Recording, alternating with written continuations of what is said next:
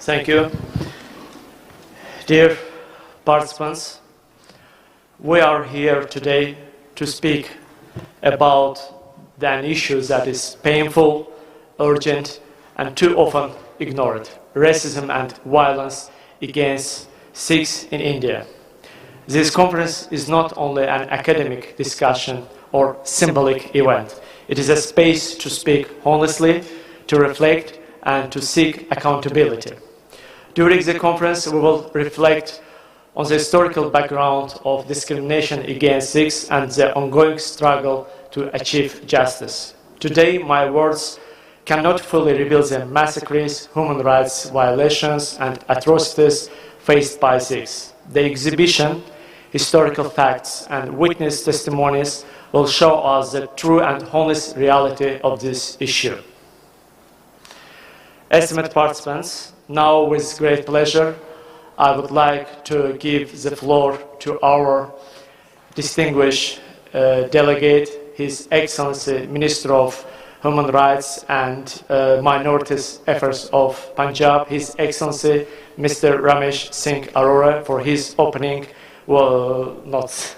Please, floor is yours. Yeah, thank you very much, Executive Director from the Baku Group of Initiative, for organizing such a wonderful event, because I consider it's the need of the time when we're going to highlight what exactly is happening in India. It is racism and violence against Sikhs and other minorities in India. So I really appreciate you, and whole of the day we will be discussing on this agenda. And we have seen outside this hall and what happened in 1984, particularly when it comes to the Sikh community living in India. So I really appreciate it and look forward for a very constructive discussion. Thank you very much. Thank you. Thank you very much, Honorable Minister.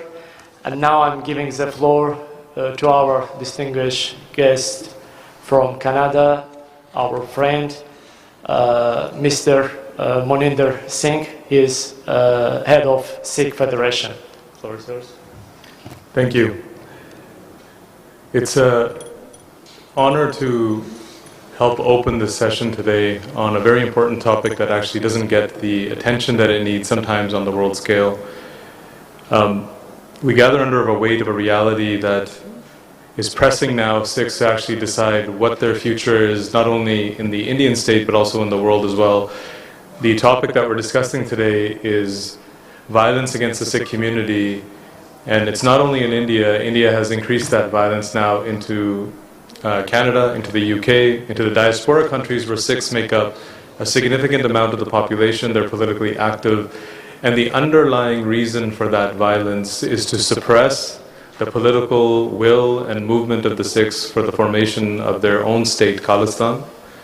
The human rights violations, the arbitrary detention, the arbitrary executions, the decades of fake encounters, hundreds of thousands disappeared, thousands of women sexually assaulted, Sikh children burned in the streets. These are just some of the things that we will highlight today as to the extreme violence used by the Indian state to not only suppress, oppress, and repress individuals that they refer to as their own citizens, but something that stems from a colonial history from the British period that shows that the legacy of colonialism, the legacy that it's left behind, the footprint of it, often treats minorities, ethnic minorities, religious minorities in the most brutal way as they try to find themselves in this world and re-establish a sovereignty they once had. So in closing, in the opening here, I think what we have to do today is come to a conclusion as to India as a viable partner in the world today, India as somebody that proclaims themselves to be the largest democracy in the world today, and tear that veil off and show India for what it actually is, which is where Christians, Muslims, Dalits, Sikhs, and other minority groups are constantly in fear of what their future holds. And with the Sikh position is that we seek freedom of expression, we seek freedom of dignity, and we seek the freedom to determine our own destiny in the form of our own homeland, Khalistan. And I'll turn it back over to Mr. Abbas to speak a little bit more about the Baku Initiative Group and some of its work that it's done over the past several years, and this new kind of partnership that they're creating with many other communities around the world as those communities fight for their human rights and sovereignty. Thank you. Thank you, Moninder. And dear participants, now I would like to give brief information about Baku Initiative Group and its activity for the last 2 years. As well known, Baku Initiative Group established on July 6, 2023 during the conference dedicated to the elimination of colonialism within the framework of ministerial meeting of the Coordinating Bureau of Non-Aligned Movement chaired by Azerbaijan. Operating in full compliance with international law and principles of human rights, the BIG has become an international platform of the global decolonization movement. Over the past 2 years, we have organized more than 30 high-level conferences worldwide. These gatherings brought together political leaders, academics, legal experts, independence movements, civil society organizations, and United Nations special rapporteurs from around the world. We established strong cooperation with more than 20 countries and overseas territories. BIG has built solid partnerships with over 25 organizations and international institutions. We published more than 30 reports, 4 books, and submitted several alternative reports to the United Nations bodies. Also, I would like to emphasize that BIG prepared and submitted to the United Nations a comprehensive report dedicated to the implementation of the second decade for people of African descent, outlining key challenges and recommendations for advancing the rights, recognition, and development of African-descended populations globally. The report prepared by Baku Initiative Group was highlighted in the United Nations Secretary-General's 2025 report on the program of activities for the implementation of the International Decade for People of African Descent. In conclusion, I would like to draw your attention to the video prepared by my colleagues, highlighting our activities over the past 2 years.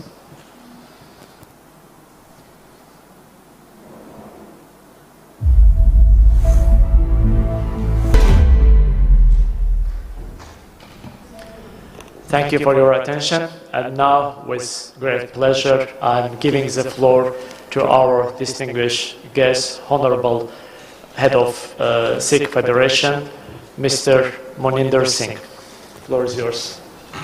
He will moderate next 2 sessions. Thank you, Bas.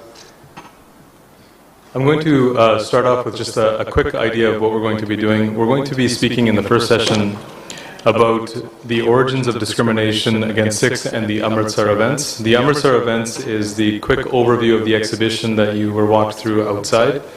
It includes, though, 1984 in general. So we will be speaking to the extreme amounts of violence that was inflicted upon the Sikh community both in June of 1984 in Amritsar, with Operation Blue Star, the army attack on the Sikhs' holiest shrine. And the second portion will also include November 1984, which is just after the assassination of then Indian Prime Minister Indira Gandhi, and the subsequent genocidal violence that was unleashed upon the Sikh community, in which tens of thousands of Sikhs were massacred across India in a matter of days. And we will speak to that as well, as the topic circulates around the events of Amritsar in 1984 and the violence inflicted upon the Sikh community. Our focus will be for our speakers to concentrate on those topics.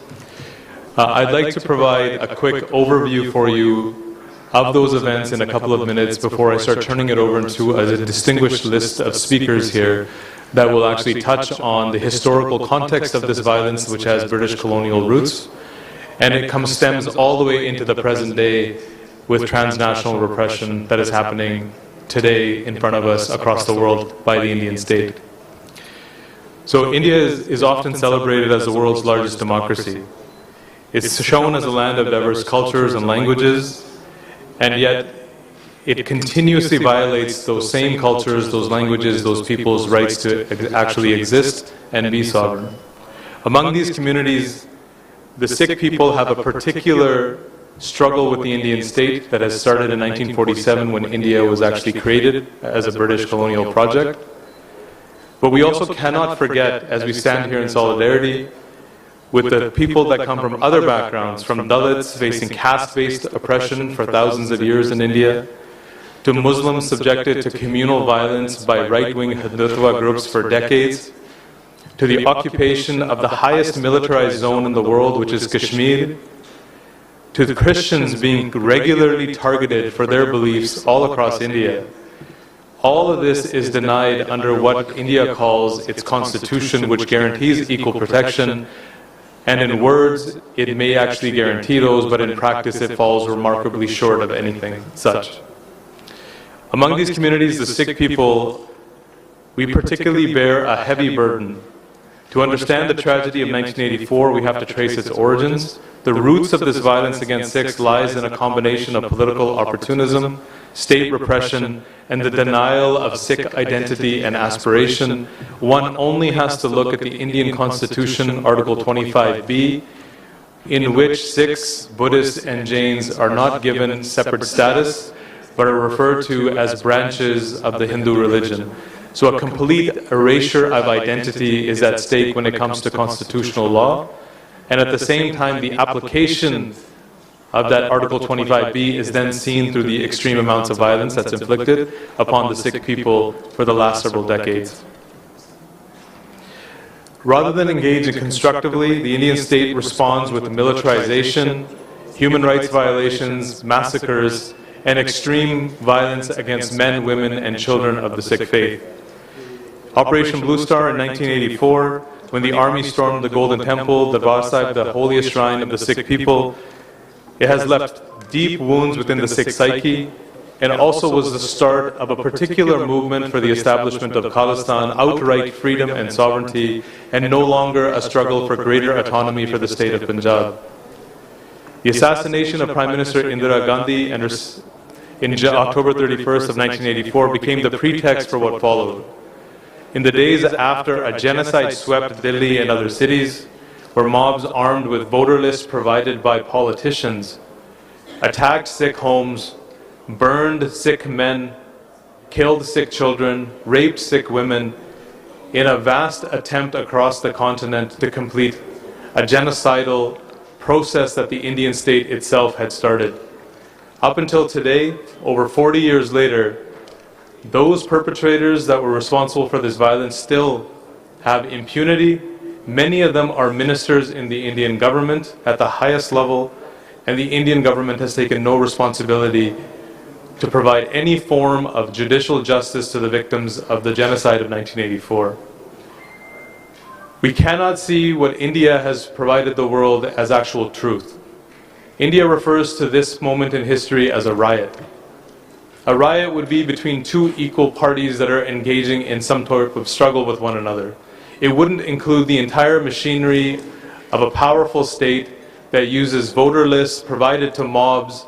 Its police stands by, watches, and does nothing, or participates in the violence, and no army, military, or any security force is called in to bring peace to the situation for days afterwards, letting the violence continue.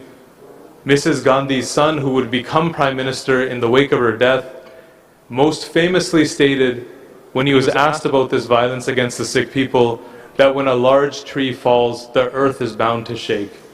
Writing it off as in the thousands of Sikhs that were being massacred, sexually assaulted, and the children being burned were a mere afterthought in the death of his mother or the Prime Minister of India. Basically, these people have no value, is what was being stated.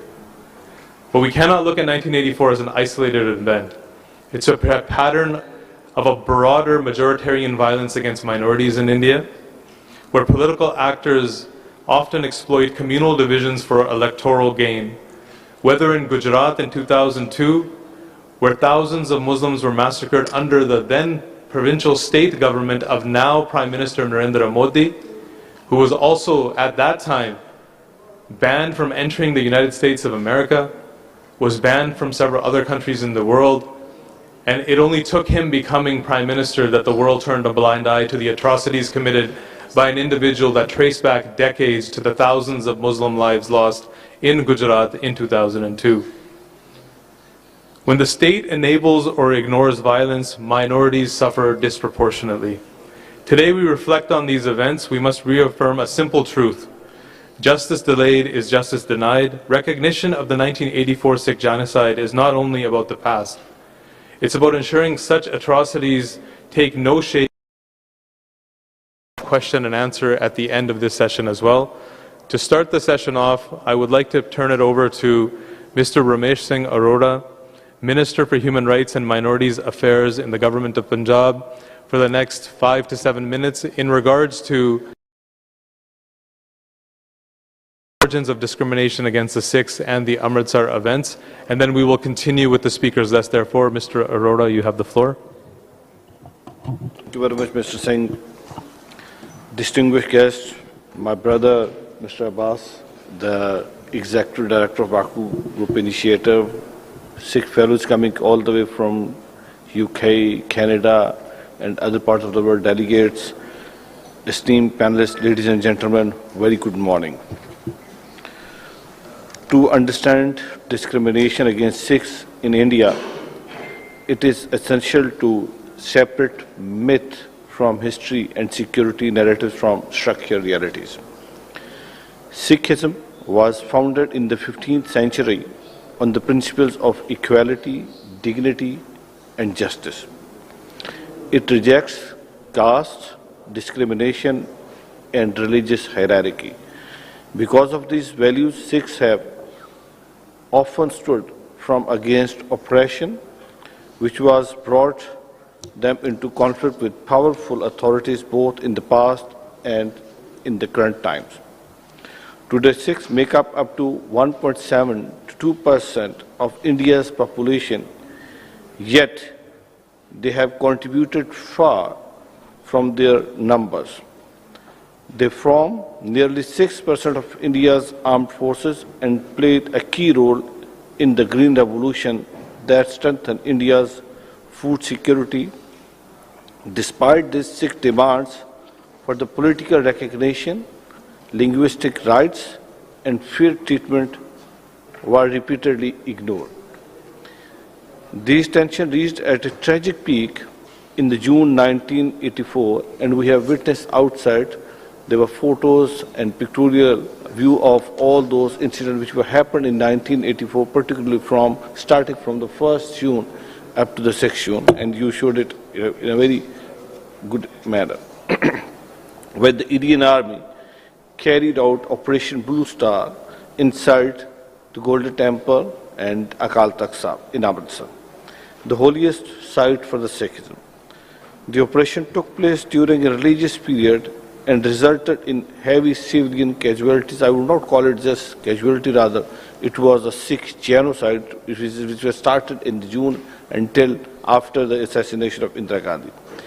Independent accounts suggest that hundreds of pilgrims were killed and the Akal Takht suffered severe damage. To this day, there has been no transparent investigation into the full scale of the loss.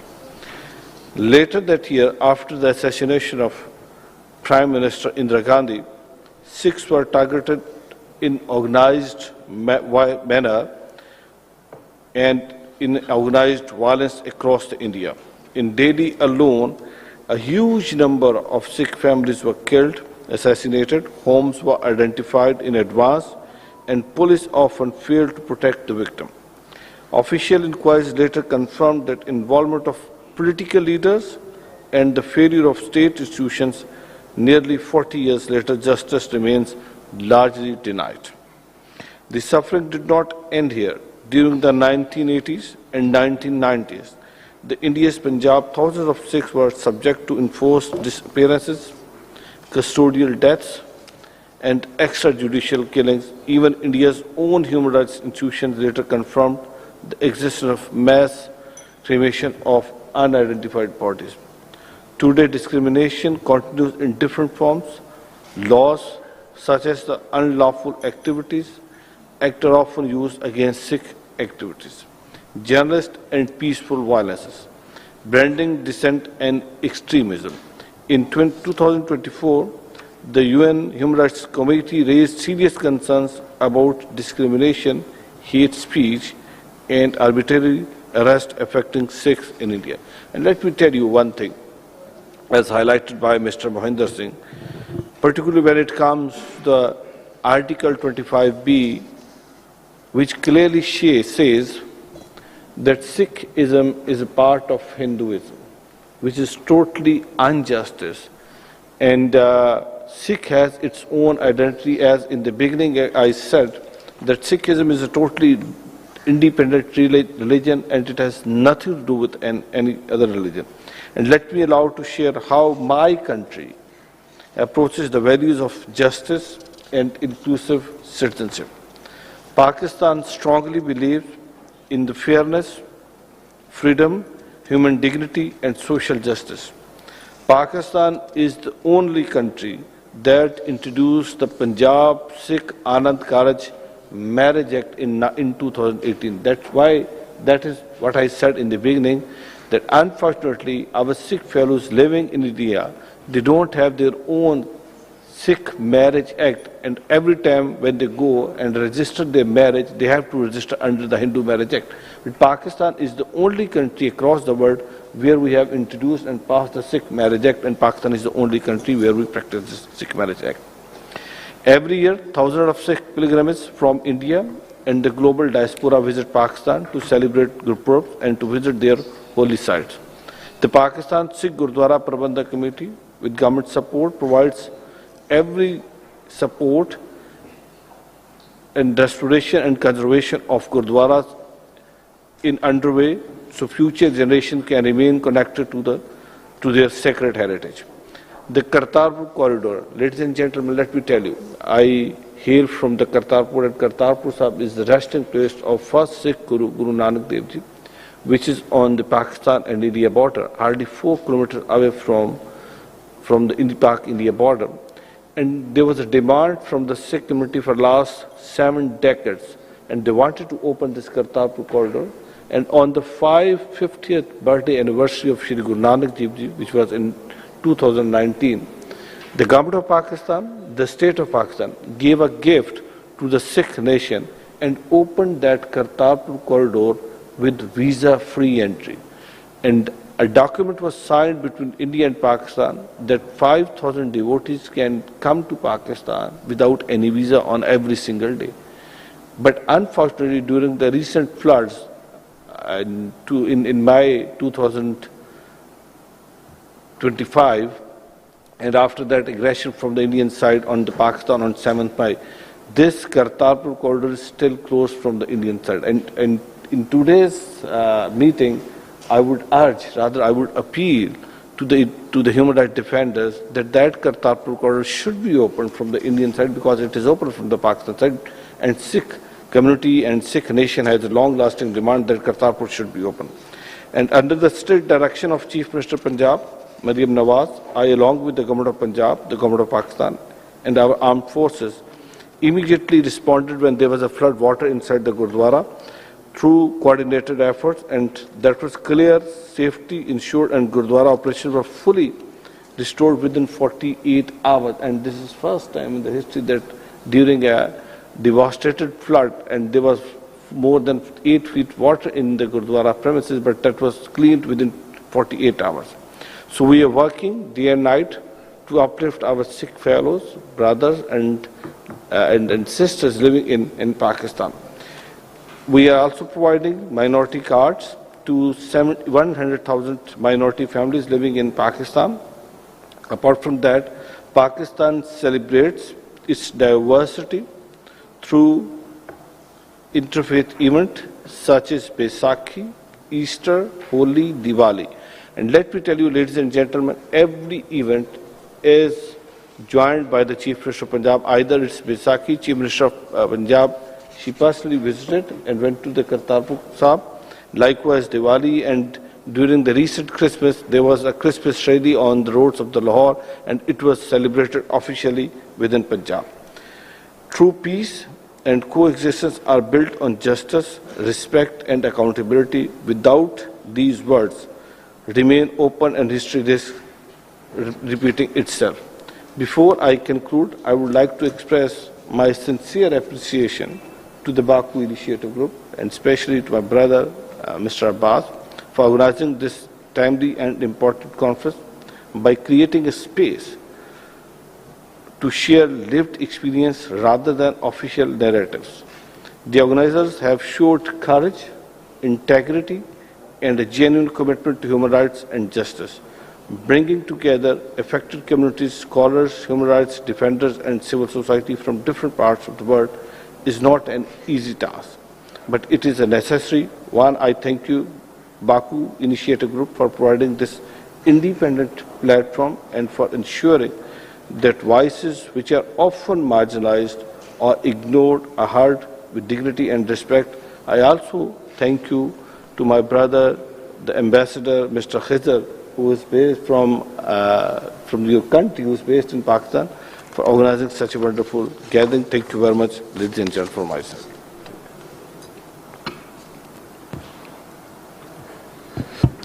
Thank you very much, Mr. Arora, for not only your comments, but for the very important responsibility and role and work that you are doing for the Sikh community in Pakistan, but also for the country of Pakistan in general in this role. As I kind of continue here, I will go on to the next speakers, but the topic we are now going to discuss is the origins of the discrimination against Sikhs and this violence.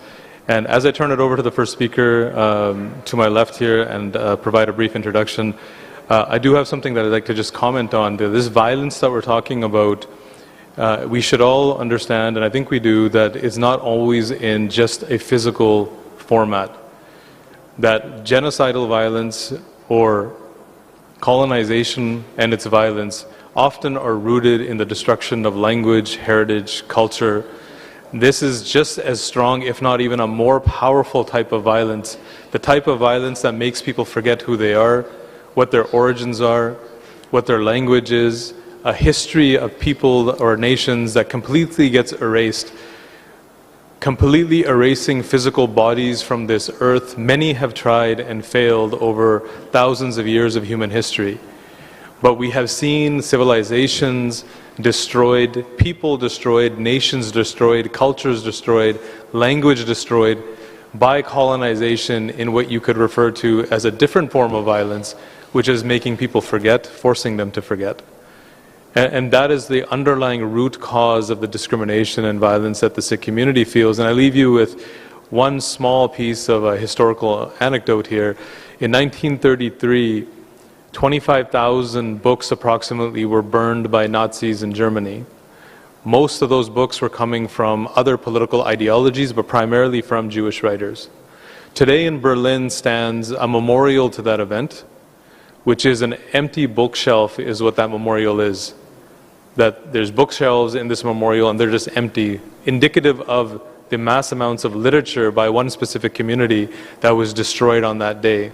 And the policy was to destroy the literature across Germany and across German-occupied territories to make people forget who they were and break them from that lineage. In the Sikh context, in 1882, in the history of the indigenous education of the Punjab, G.W. Leitner, a British historian, writes something very similar.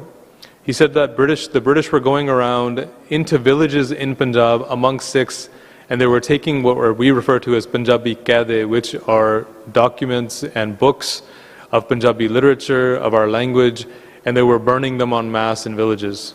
They were even paying people that hand over your books, and people would hand them over and then they would burn them, to break Sikhs from not only their faith, but also their language and their culture. Heinrich Henn, in 1821, a German philosopher, famously stated that those that burn books today will burn bodies tomorrow. And that is the root of that violence that I'm speaking of, that it is not only physical, but those that are burning books will eventually burn bodies. Our violence started in British colonization, and it has continued to this day. And one of the most catastrophic things that happened in the events of the Amritsar in 1984, which we're speaking to in this session, was the burning of the Sikh reference library in Amritsar in Darbar Sahib, a space that contained hundreds of years of Sikh literature, connection to our Sikh gurus and our faith that stemmed back to the 15th century. That was purposely burned by the Indian government in a very similar way. First, they burned our literature, Then they burned our bodies in the streets of Delhi in November of 1984. That is the context of the violence we are discussing today. So, taking no more of your time, I will turn over to Mr. Devinderjeet Singh to my left. He is the lead executive for the Sikh Federation of the UK, a Sikh organization that has been working for 40 years on the Sikh case for Khalistan, also fighting the Indian government in academia, media, and politics within the United Kingdom. So I turn it over to my colleague, Mr. Devinderjeet Singh, to speak to that colonial legacy from 1849, the annexation of Punjab by the British, leading up to the partition of India, well, I should say the partition of Punjab in 1947 when India and Pakistan were created. Mr. Devinderjeet Singh, you have the floor. When two Sikhs meet, they will always start off with a salutation, which is Waheguru Ji Ka Khalsa, Waheguru Ji Ki Fateh. Waheguru Ji is a word for God, and you've already seen the symbols of the Khalsa outside and our very visible appearance of Khalsa. So that phrase says, the Khalsa belongs to God, and Fateh is victory. May victory be to God.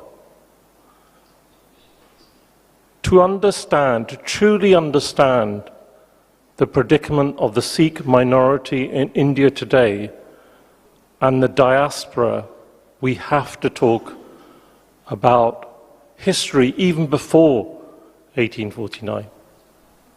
550 years ago, Guru Nanak Dev Ji was born in Lahore in Pakistan.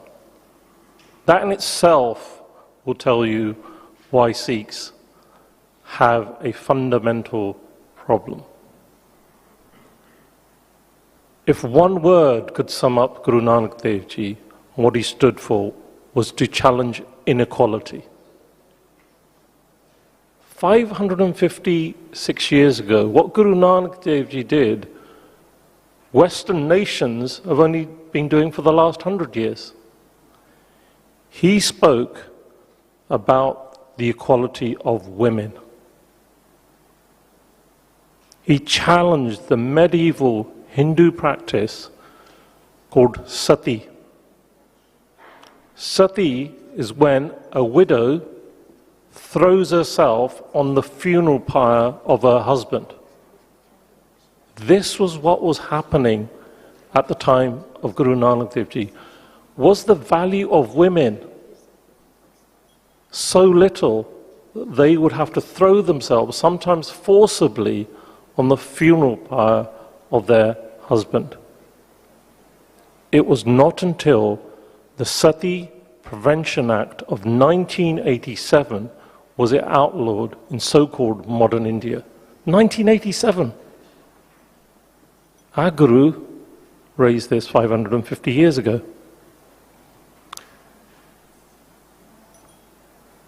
In Western nations, take the UK, take the US, women only got the right to vote about 100 years ago.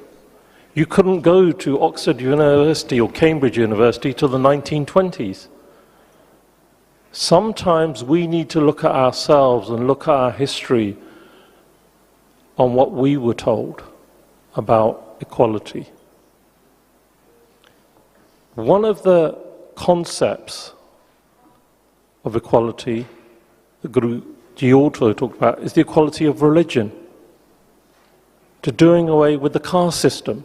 He challenged things that no one had chose to challenge.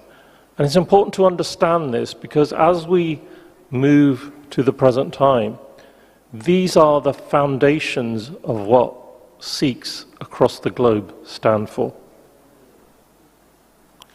One of the concepts that you will find, if you go to any Gurdwara, a place of worship of the Sikhs, there are literally thousands of them across the globe. Yesterday we were talking about there isn't one in Azerbaijan, there isn't one in Baku. But if you go back to the UK, the first one was set up in 1911. We now have 250. Every single Gurdwara will have a communal place where everyone sits together and has a free vegetarian meal. It's called langar, Guru ka langar. It's such a powerful concept that people across the globe can go to a Gurdwara, doesn't matter what your religion is, doesn't matter if you don't have a faith, it doesn't matter if you're a man or a woman, you sit as equals, rich and poor, and you eat the same food together. It's such a powerful concept. I was speaking in Switzerland at the weekend, and one of the representatives of the Dalai Lama said, the world would never go hungry if it wasn't for the Sikhs. I'm going to fast forward. There are other aspects of Sikh history. If I fast forward to 350 years ago, our ninth Guru was beheaded in Chandni Chowk, which is opposite the Red Fort. He was beheaded because he stood up for the religious freedoms of others. December for Sikhs marks not only a sad occasion, but also one of inspiration. The 10th Guru's teenage sons were killed in battle. His two young sons were bricked alive. But the significance of this was Banda Singh Bahadur, within 5 years, in 1710, set up the first Sikh republic. And in that republic, everyone had the right to practice their faith. He gave farmers the right to own their land, and that is the precursor to the current farmers' protest in India. But the Sikh kingdom that everyone talks about, and if you read textbooks, is 50 years of Sikh rule from 1799 to 1849. And just to put it into context, sometimes we forget, the land that Maharaja Ranjit Singh occupied, the Sikh kingdom, was twice the size of the United Kingdom and 6 times the size of Azerbaijan.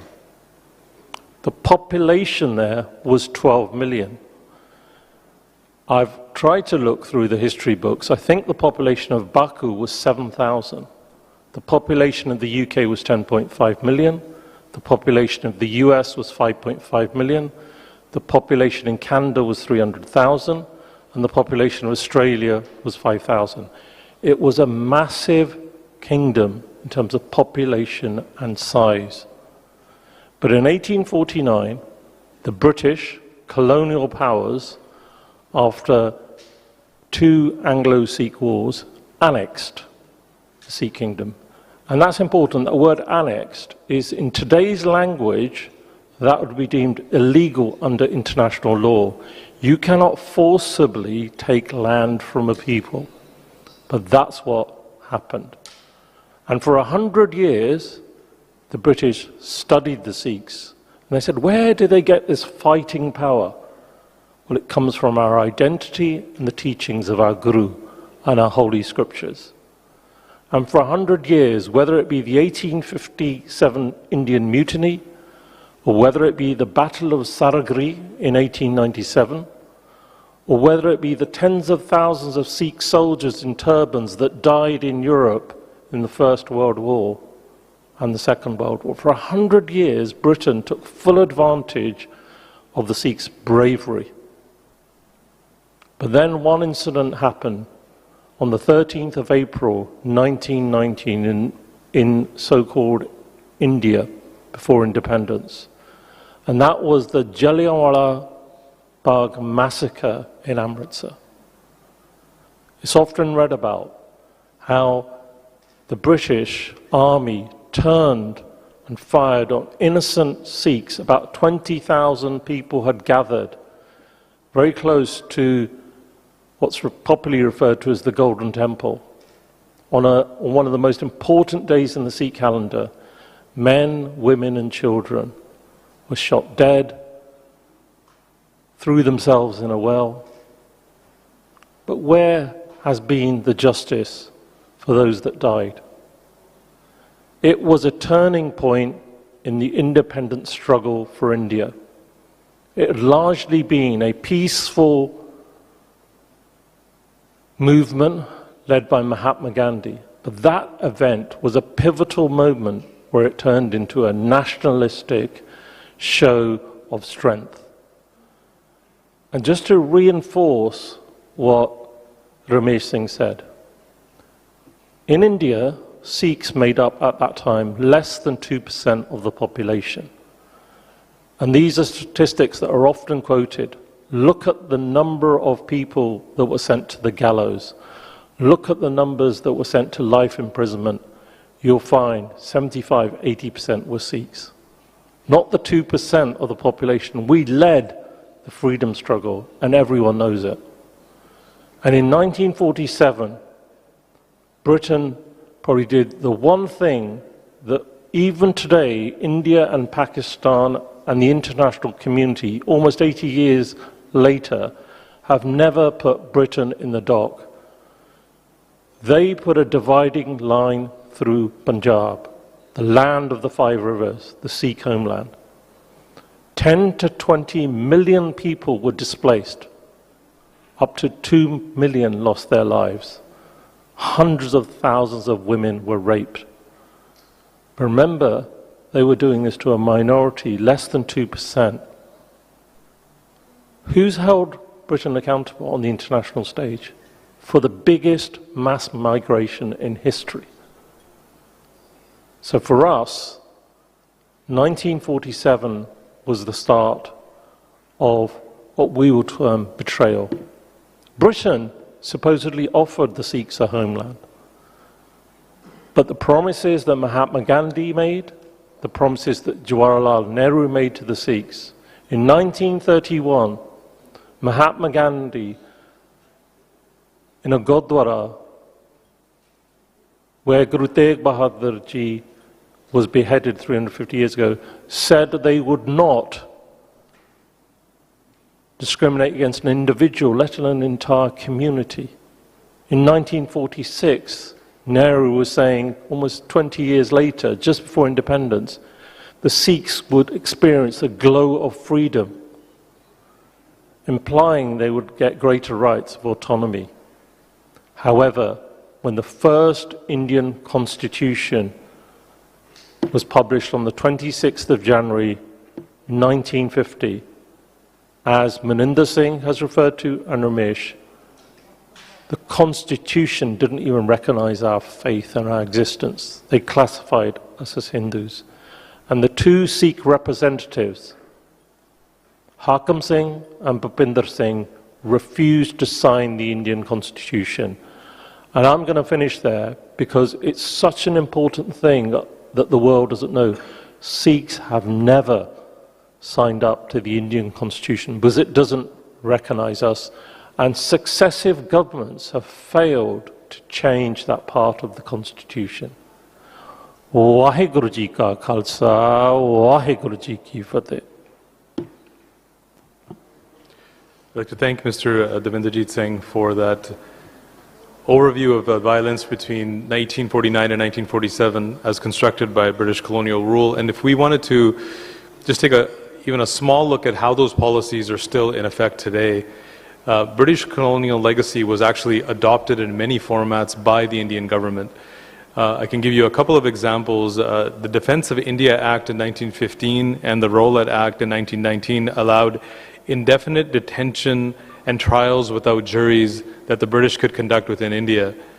If you look at this law now, in India, the Terrorist Activities Detention Act, which are commonly referred to as TADA, which has morphed many times, and UAPA, the Unlawful Activities Prevention Act, these are commonly used in Punjab and in Kashmir to detain political activists and dissidents without charge, without trial, for extended periods of time.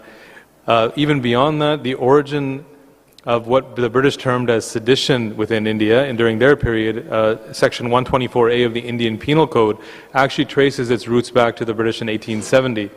So that is still in the Indian Constitution today, Section 124A. the mispractice and the misuse of these laws against those minorities like Sikhs and Muslims and Kashmiris can be defined in the most recent sense, I would say, in a Sikh case in 2019.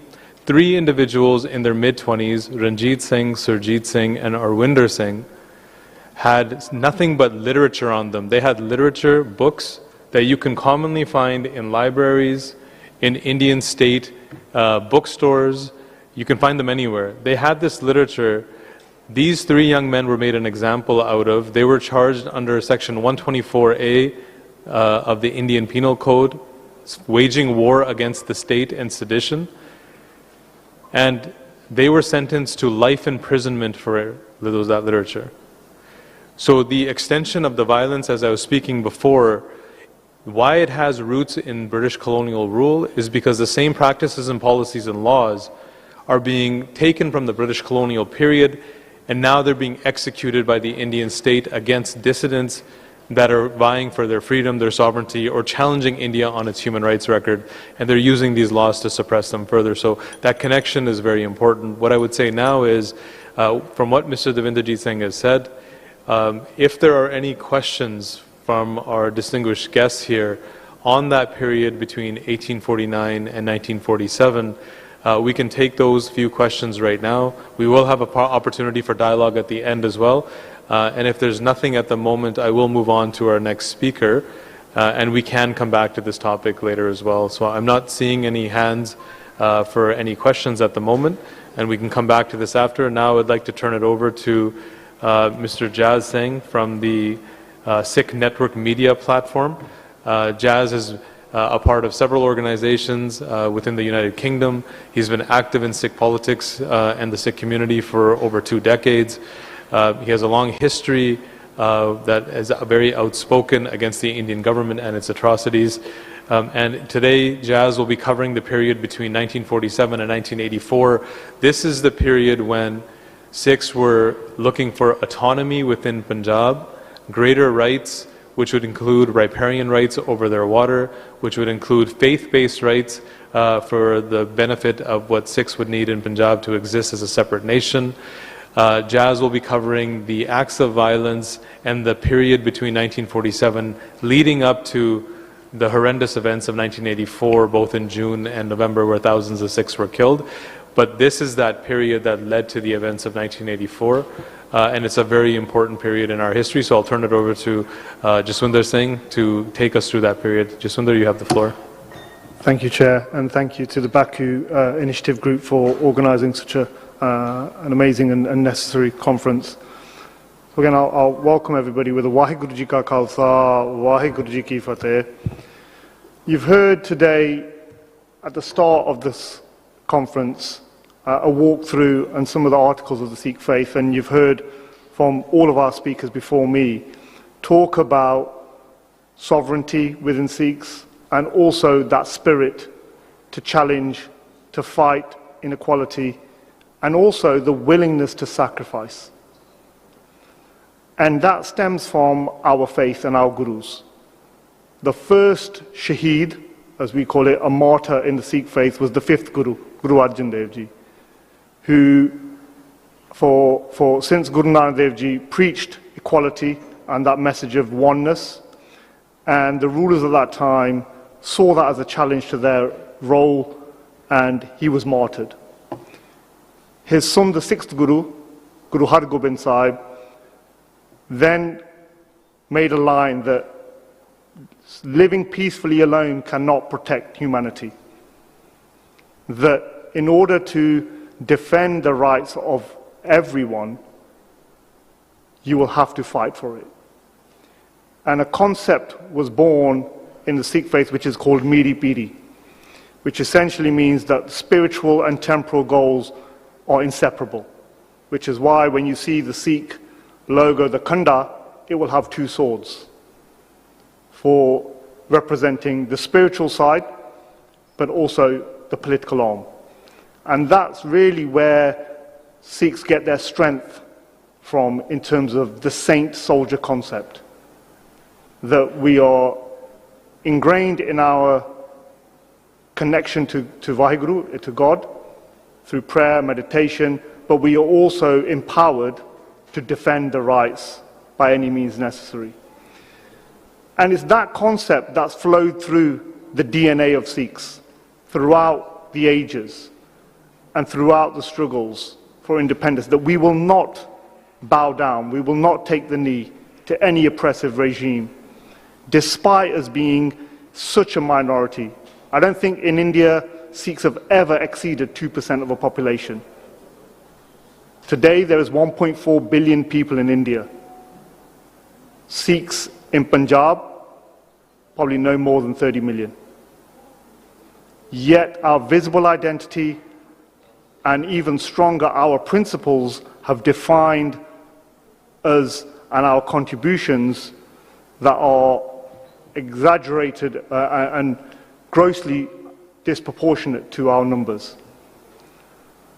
But that essence, that strength comes from our connection and with Gurbani, our living Guru, the Guru Granth Sahib Ji, which is our scriptures, and also from our history and our ancestors who have willingly given their lives in the protection not only of our faith, but as Dabinji says, of all faith and all humanity. That's what the identity of a Sikh stands for. The story since 1947 up until modern times, we'll talk about up to 84, is a story of betrayal, a story of discrimination and a story of demonization. Despite the many promises, the disproportionate level of sacrifice and contribution to India's independence from the British, and at the huge cost. So when the Radcliffe line was drawn, rushed through in 1947, it split the Sikh kingdom in half. Pakistan was created and India was formed. And that territory that was split, the land of the 5 rivers, is what Punjab stands for. It literally translates to that. There were 5 rivers that flow that make it the most agricultural rich land in India. 3 of those rivers were split into Pakistan and then 2 remained in India. Still to date, it's the largest displacement of people in history. Over 14 million people were displaced by that line, by the British. Over 1 million people were massacred with the movement of people across borders. For Sikhs, we lost our demographic concentration and with it our economic assets, as land that was harvested, that was cultivated, has immediately overnight been lost. Homes, businesses, everything was left and people took what they could carry on their backs and crossed the border. Significant part of Sikh history, both in our Sikh kingdom, our sovereignty and our faith, were lost. Lahore was the capital of the Sikh kingdom. It now sits in Pakistan. Nankana Sahib, which is the birthplace of Guru Nanak Dev Ji, and many other historical religious shrines, remain in Pakistan. The seat of the Sikh kingdom was also in Pakistan. Despite the great cost and sacrifice of the Sikhs, there were promises made by the then ruling Indian Congress Party. You've heard about some of those from Dabinderji, saying that no constitution would be adopted that was not acceptable to the Sikhs. That was made in 1929. In 1931, Mahatma Gandhi, who's considered the father of India, said Sikhs have no reason to fear that the Congress Party will betray them. For that, if that moment ever arises, it will seal the doom of the country. And we'll go on today through this morning session to demonstrate how that betrayal has been not only consistent but ongoing. And you've heard the first Indian Prime Minister, Jawaharlal Nehru, in 1946, declare that the brave Sikhs of Punjab are entitled to special consideration and I see nothing wrong with an area in the north where Sikhs can experience the glow of freedom. These were the promises that were given to Sikhs at a time when countries were being formed. There was a legitimate, legal and historical claim to a third country at that time. being the Sikh kingdom and the Khalsa Raj. But despite the Indian constitution, which was never signed, as Dabinji said, and was brought in 1950, which did not even recognize Sikhs. So today, we have no recognition in the Indian constitution. Many will say, you've had a Sikh prime minister in India, in Dr. Manmohan Singh. The Sikhs can achieve the highest level in the military, but there is no recognition for Sikhs in that country. You are considered a long-haired member of the Hindu faith. As Ramesh said, we still do not have a law that allows Anand Karaj, a wedding ceremony. We have to take that oath in India as Hindus. So these were some of the constitutional challenges and discrimination that came into India from day one. There was an intention there to discriminate. There was an intention to subjugate the Sikhs from the start. Then the challenge rose that we cannot live under a rule of others where we are not treated equally.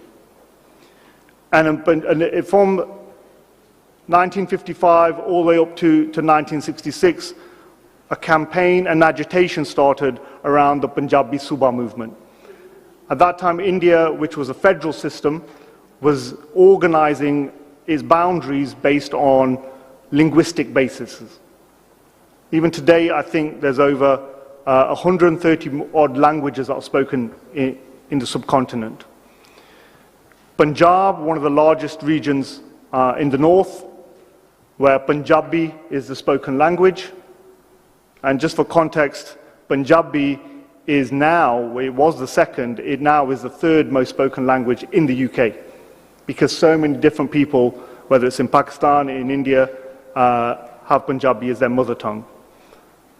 But despite those agitations and movements to say, identify as other states were, that Punjab should be given its autonomy and its control and its governance based on Punjabi language, the Indian central government then played further tactics that it then started to promote Hindi language in the Punjab regions. And where there was a Hindu majority in certain cities and rural areas, if you recall, Sikhs still only make a minority even in Punjab, it campaigned against the Punjabi language. The language of the Sikhs, the traditional language of our gurus in Gurmukhi. It campaigned and it held referendums on what, and asked the people of these cities, what is your preferred language?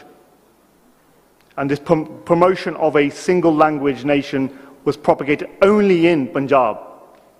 What that led to was then a further dilution of the state of Punjab. So not only we've gone from Punjab itself to split in half, that remaining half was then split into three. Haryana state was set up and Himachal Pradesh.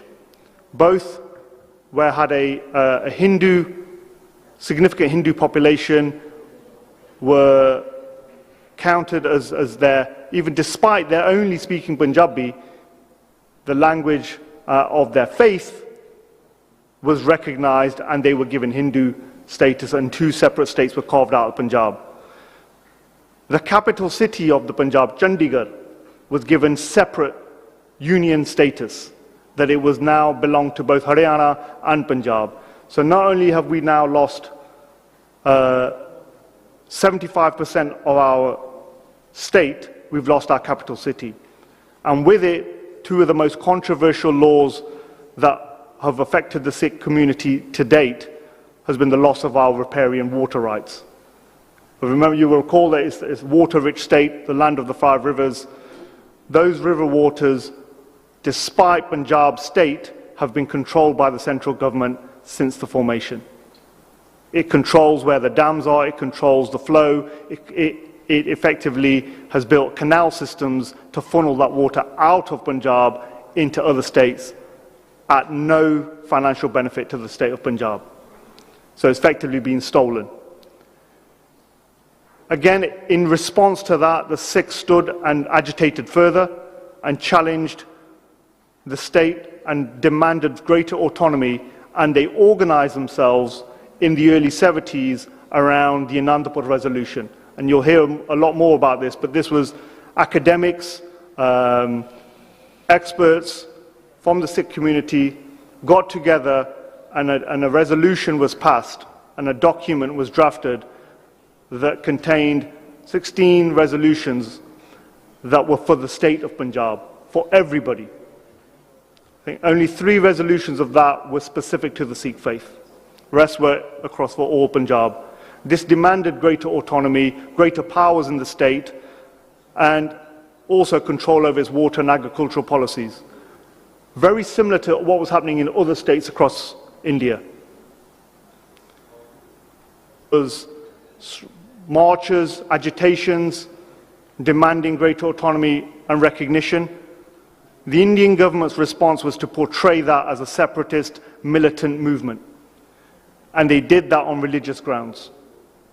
So they propagated to the Hindu majority that Sikhs were troublemakers, Sikhs were trying to split up the country, Sikhs were the enemy, despite our gurus and the countless sacrifices, not only to protect the Hindu faith, but also to establish India as a country.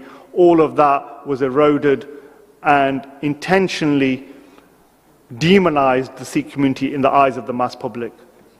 This was a policy that they deployed not only in the 70s, but even up till today. They have concentrated central rule from the government of India, from Delhi across Punjab.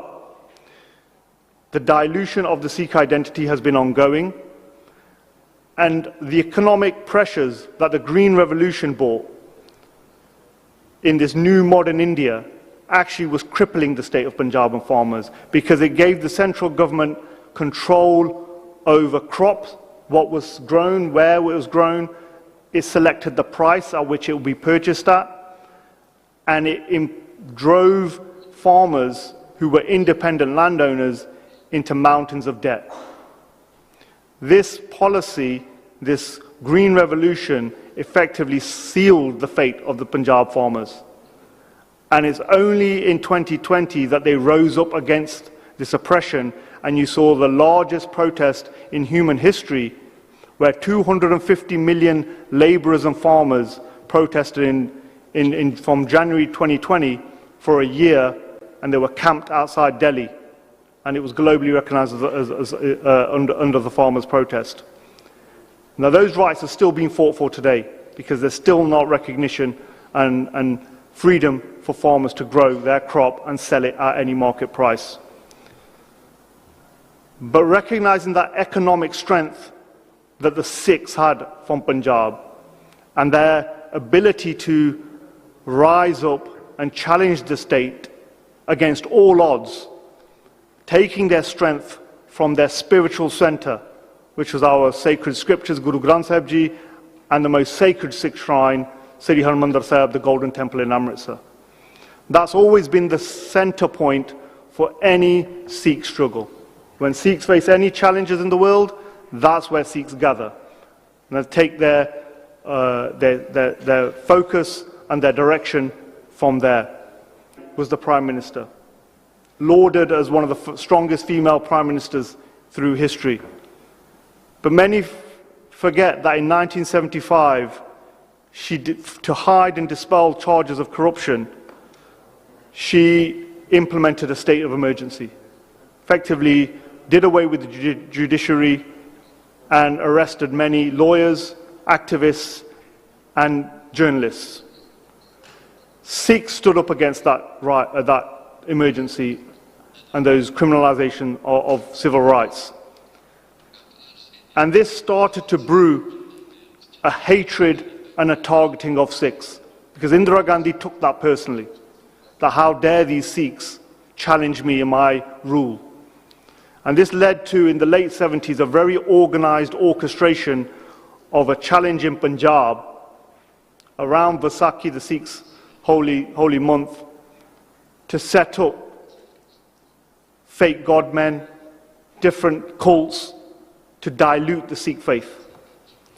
There was a flashpoint in 1978 where 13 Sikhs peacefully protests were gunned down, and that led to what was now called the Dharm Yudh Morcha, a religious movement to create greater autonomy, to get greater rights and equality for Sikh youth in Punjab.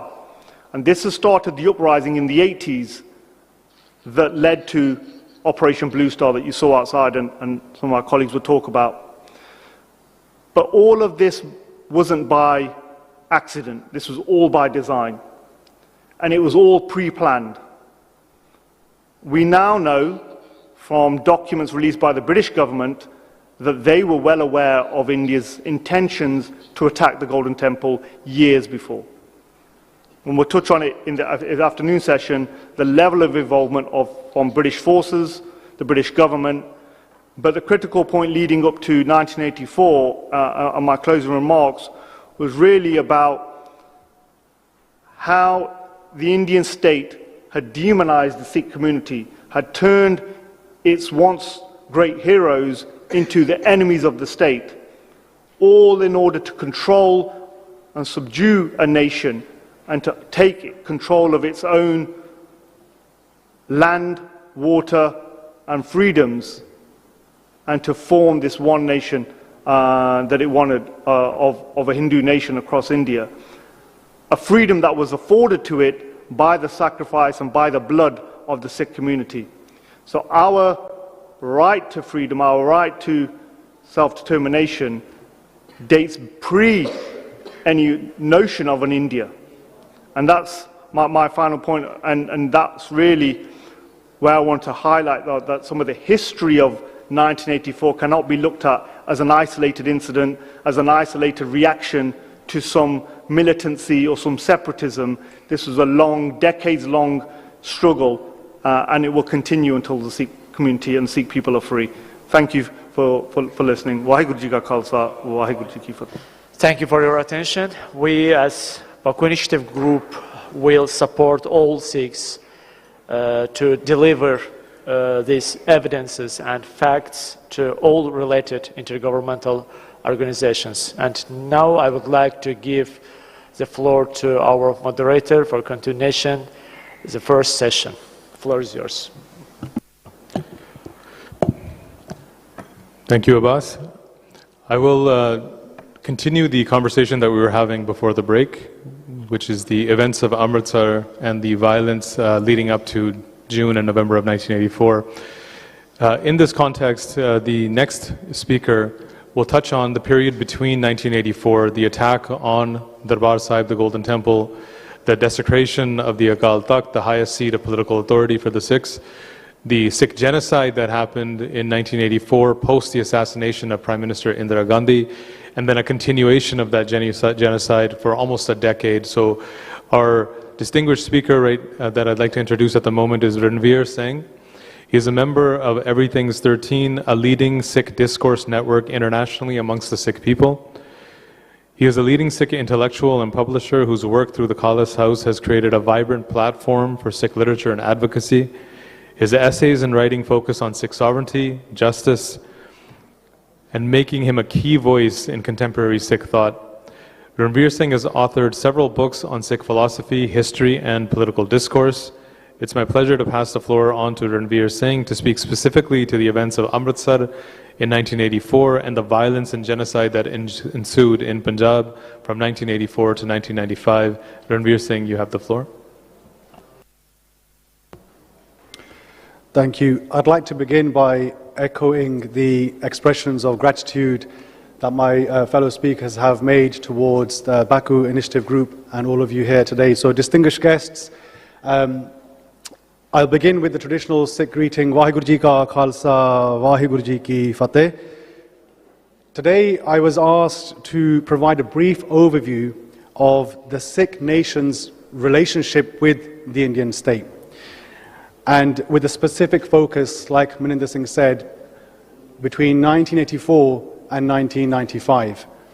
And I know you've heard this morning from various speakers about the years that preceded that particular decade, but I do feel it would be remiss of me to ignore that. So I just want to re-emphasize some of the key points that emerged from this morning's discussion, and then I'll move on to that particular decade.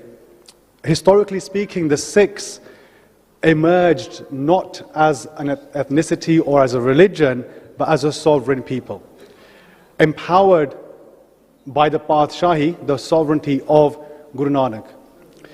There's a very famous account in pre-colonial Sikh literature which details this, and it involves a British colonial officer asking the Sikhs during the height of Maharaja Ranjit Singh's Sikh Empire in the early 19th century.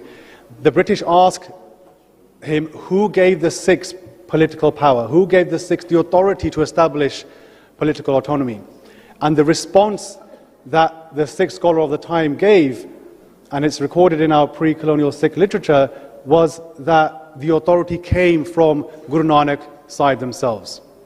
So this is why you've heard from speakers about both the spiritual aspect and also the political aspect within the Sikh faith. And as I showed you outside earlier, we openly adorn and place importance on that political mobilization for the rights of everybody. So, as Dabinderjit Singh explained earlier, when British India was partitioned in 1947, it was Punjab, the historical, sovereign, and spiritual home of the Sikhs, that was fractured in two. That took place on the back of the annexation of 1849. But in 1947, the Sikhs were neither consulted nor were they protected. But pre-colonial Sikh societies from Amritsar to Lahore to Anandpur were dismembered across arbitrary colonial borders. Over 2 million Sikhs were displaced, tens of thousands were killed, entire sacred geographies were severed. Yet, as you've heard, in the new Indian constitution, Sikhs were not recognized as a political nation, nor even as a distinct religion. They were subsumed administratively under the category of Hindu and forced with a new political reality of a one homogeneous Indian nationalist identity. So that's the roots of the actual conflict. And many academics, many scholars have highlighted how this was not merely a bureaucratic mistake, but it was a strategic attempt to erase independent Sikh political consciousness and existence, which predated the formation of the Indian state, as I mentioned. But that will be hopefully a lecture for another day. Coming towards the subject of today's conference, as Jaz Singh mentioned earlier, the first organized Sikh agitation against the state arrived in the 1950s, where the Sikhs were striving to recognize Punjab on linguistic grounds, which was a right that was given to every other state in so-called federal India. So their movement was peaceful, it was democratic, it was what you would term constitutional. Everything a modern democratic state requires. Yet Sikhs were jailed, they were beaten, and they were shot dead. That was a prelude for Sikhs, setting the tone for the story of the Sikhs and the Indian state that was to follow in the next decades. More than 60,000 Sikhs were imprisoned during these non-violent protests. Meanwhile, the Hindu majority states were created on linguistic grounds without bloodshed. Despite the violent reaction from the state, in 1973, and I'm building up to 1984 here, the Shiromani Akali Dal, which is a Sikh political representative body within the Indian state, they created the Anandpur Sahib Resolution, which is a document that detailed all of the grievances that the Sikhs were raising, not just for themselves in Punjab, but it was to be a blueprint for other states as well, to grant those states a degree of autonomy that was promised within the setup and the creation of the Indian state. That document, in summary, asked for decentralized federalism, cultural autonomy, protection of Sikh institutions, control over resources, and a recognition of minoritized rights. Why? Because it was ignored, vilified, and misrepresented. That's because it challenged the central state that demanded uniformity over pluralism.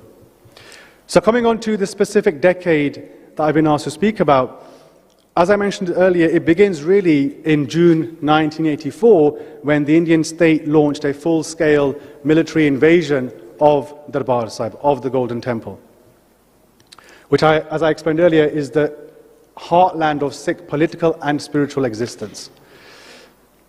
They sent in tanks, artillery, and commandos to destroy and target and kill Sikhs. Despite that onslaught, Sikhs fought a 6-day intense battle in which hundreds were martyred. The Akal Takht, which is the political headquarters of the Sikh nation, was reduced to rubble.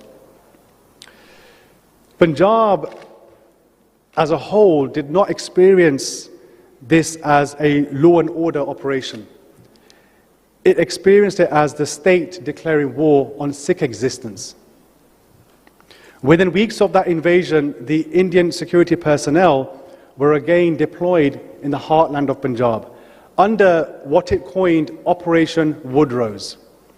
Operation Woodrose was a clinical operation from the state to indiscriminately target and kill Sikh youth, specifically between the ages of 15 and 35.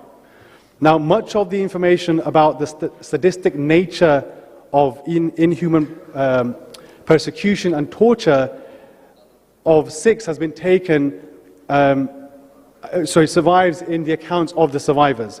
The accounts are harrowing, and they continue to be a source of trauma for Sikhs around the world. For 3 months, immediately after June 8, 1984, Sikhs were hunted and captured, tortured, and killed across Punjab. Independent sources placed the number of Sikh lives taken during the first 4 to 6 weeks of that operation at approximately 100,000, with a further 20,000 fleeing to neighboring Pakistan. Later that year, as you've already heard, Sikhs responded with a degree of moral precision and assassinated the Prime Minister Indira Gandhi. In response to that, the entire state apparatus organized, premeditated, systematic violence against the Sikhs, which we refer to as the Sikh genocide of November 1984. As Maninder Singh alluded to earlier, the police disarmed Sikh families, politicians distributed voter lists, and the killers were transported with full state impunity to loot, rape, kill, and commit arson against the Sikh populace. Between 1984 and 1995, Punjab became one of the most heavily militarized civilian zones in the world.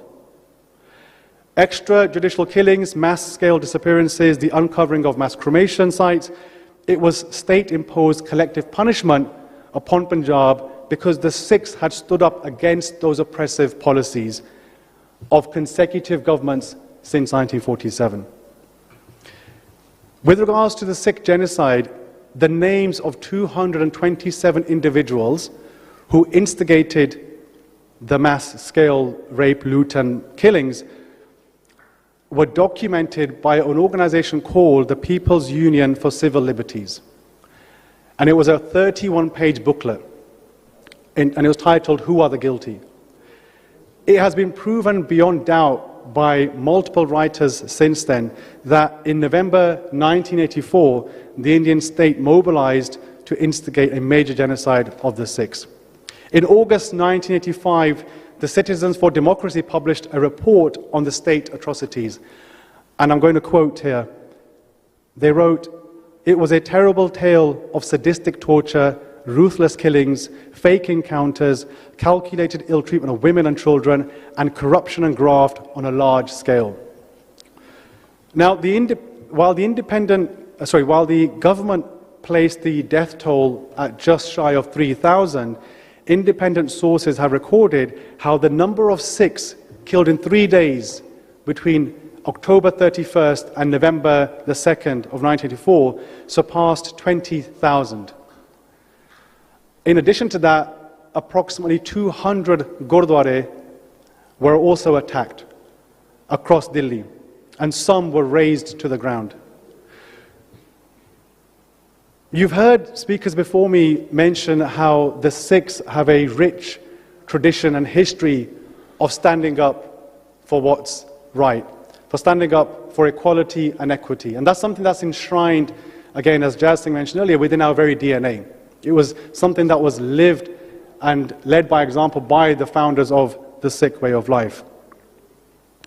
Within 2 years of the attack on Amritsar in 1986, in 1984, and the subsequent state orchestrated campaigns to annihilate the Sikhs mobilized and made a declaration for Khalistan. This year marks 40 years since the declaration of Khalistan.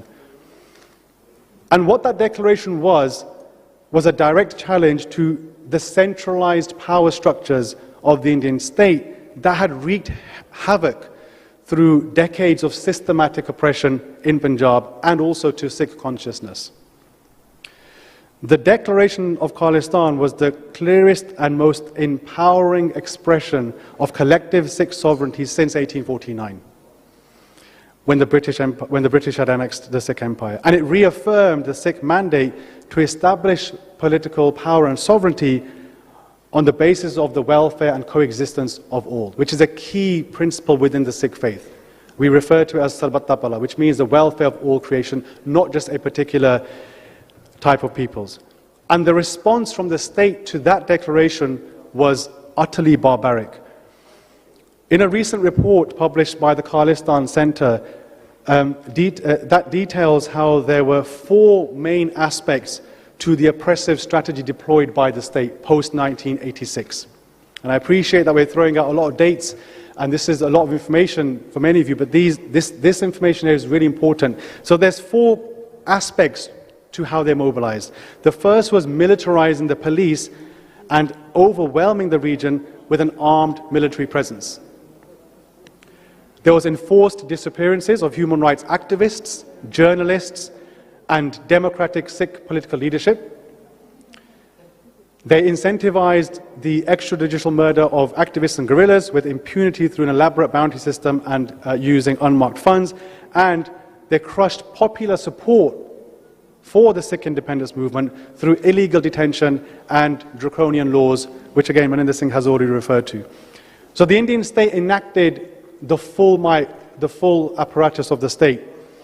It enacted legislation that gave authorities overarching powers, resulting in detention, torture, rape, executions, mass cremations, and forced disappearances of hundreds of thousands of Sikhs between that specific decade of 1984 and 1994-1995. By the mid-1990s, militarized police in Punjab exceeded over 70,000, which was an increase of 50,000 from 2 decades earlier. This made the region the single most highly concentrated area in the subcontinent, with nearly 100 police officers per 100 kilometers, compared to a national average of 45 officers.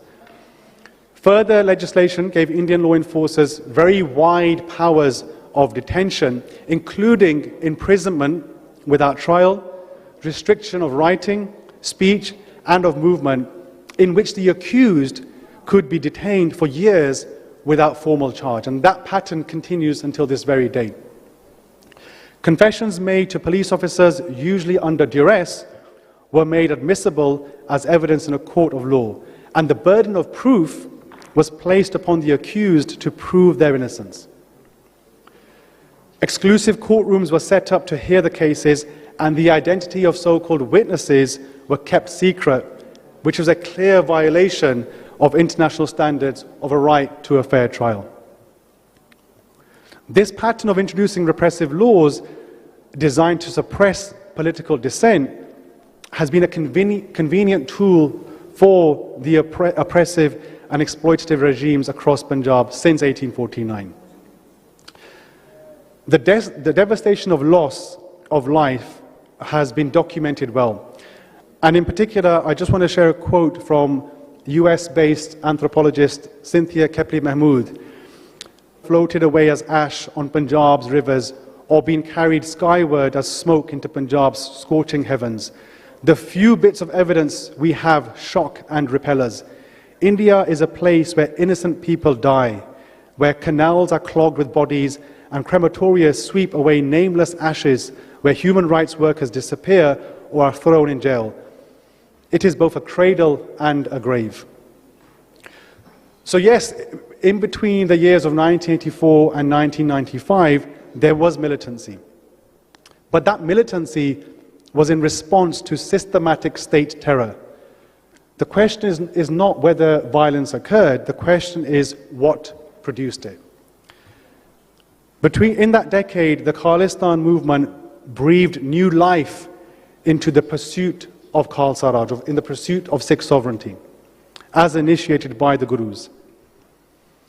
Sikh defiance was empowered by the principles of standing for truth as taught and lived by the Gurus. And that stand of defiance, that unwavering faith in standing up for what is right, and the offering of one's life to further that and make that sacrifice, and desire to create a just and egalitarian society is testament to what the Sikhs have stood for historically. I just want to move towards a conclusion and share words that were penned by two Sikh martyrs who were hung. Their names are Shaheed Bhai Harjinder Singh Jinda and Shaheed Bhai Sukhdev Singh Sukha. And they write, in the last 1 decade, there have been very few actual encounters between our soldiers and your forces. But wherever those have occurred, the evidence in them of our valor and radiant heroism, we are sure is preserved in your confidential files. A fragment of that fact once in a while slips through your newspapers as well. Our Khalsa vigor is an aspect of our spiritual heritage. In such moments of fight, the spirituality radiates through the flashes of our swords. That gives you an indication of the principles upon which the Sikhs resisted and stood and defied the oppression of the Indian state. And I just want to conclude with reiterating that Sikh resistance does not emerge from grievance alone. It emerges from a principled stand that dates back to the 15th century, to the very inception of the Sikh way of life. Guru Nanak rejected tyranny, Guru Arjan rejected tyranny, even if it meant embracing martyrdom. And Guru Tegh Bahadur gave his head. That is the architecture of Sikh political consciousness. Sikh resistance is not about domination. It's about dharam, righteousness, a moral order, grounded in divine wisdom. This is why we've had political autonomy that predates the establishment of the Indian state. Centuries of it, in fact. Various different manifestations. So for a Sikh, when the state violates dharam, that righteousness, that moral order, resistance becomes not rebellion, but an obligation. That period between 1984 to 1995 was not merely political turbulence or militant insurgency. It was a civilizational confrontation between centralized post-colonial power and a moral nation that refuses erasure. Sikh agitation was not the failure of integration either. It was the expression of centuries-old Sikh sovereignty rooted in morality, equity, and equality. Thank you for your time. Waheguru Ji Ka Khalsa, Waheguru Ji Ki Fateh. Thank you, Rambir Singh, for that overview of the period between 1984 and 1995. I'd like to just share with you a couple of quotes and then maybe take a question on this particular topic. The two main themes that emerged from 1984 to 1995, systematic torture and arbitrary detention, mass killings, and forced disappearances and fake encounters. Those two streams, if we want to hear from international sources on what we're actually seeing, Asia Watch in 1994 said, and I quote, "Virtually everyone detained in Punjab is tortured," end quote. Amnesty International in 1994 stated, and I quote, "Torture in Punjab and Kashmir, the ill treatment is widespread and in some cases systematic, resulting in scores of deaths in police custody," end quote. And the second part of that, when we look at forced disappearances and fake encounters, of the killing of thousands upon thousands of people in Punjab during that decade, the US congressional record on May 26, 1995 states, and I quote, "Extrajudicial murder of Sikh youth are a common occurrence. Between 1986 and 1994, 6,017 unidentified Sikh victims of Indian police were cremated in a district of Amritsar alone. There are 13 districts in Punjab." So rough estimates on those districts would have numbers into the tens of thousands of bodies that were unidentified and cremated by Indian state agencies. And finally, a quote from the State Department on Human Rights, a report in 1990s were paid to police in Punjab for extrajudicial killings of Sikhs between 1991 and 1993 alone. End quote. So in that, you can see that this is not something that hasn't been documented. This is something that has been well documented, is well discussed, but it is the political interests of nations around the world, including at the United Nations, where we see little traction on this issue. Often economic interests, the pursuit of trade and diplomacy or interest in a particular region will outweigh the human rights and the value of life of a particular people anywhere in the world, and nothing different can be said about the Sikh case in Punjab in its pursuit for Khalistan as well. Having said that, the Sikh people's spirit is extremely strong. In all those moments, we refer to ourselves in a place of Chardi Kala, which is high spirits. So facing all of this torture, this violence, these disappearances, these encounters, watching our women and children and elders die at the hands of the Indian state, it doesn't discredit our movement. It doesn't make us want to take a step back from that movement. If anything, it galvanizes that movement further, that this is the true reason why we need freedom, that at any point we are at the whim of the Indian state, whether we exist physically or with the destruction of our heritage, culture, and language, that they will assimilate us. So the Indian state only deals with us in two ways: either complete annihilation of us as a people physically, or the complete assimilation of Sikhs into the greater Indian fold of right-wing Hindutva. And in both cases, the destruction of Sikhs and their faith and their way of life is at hand.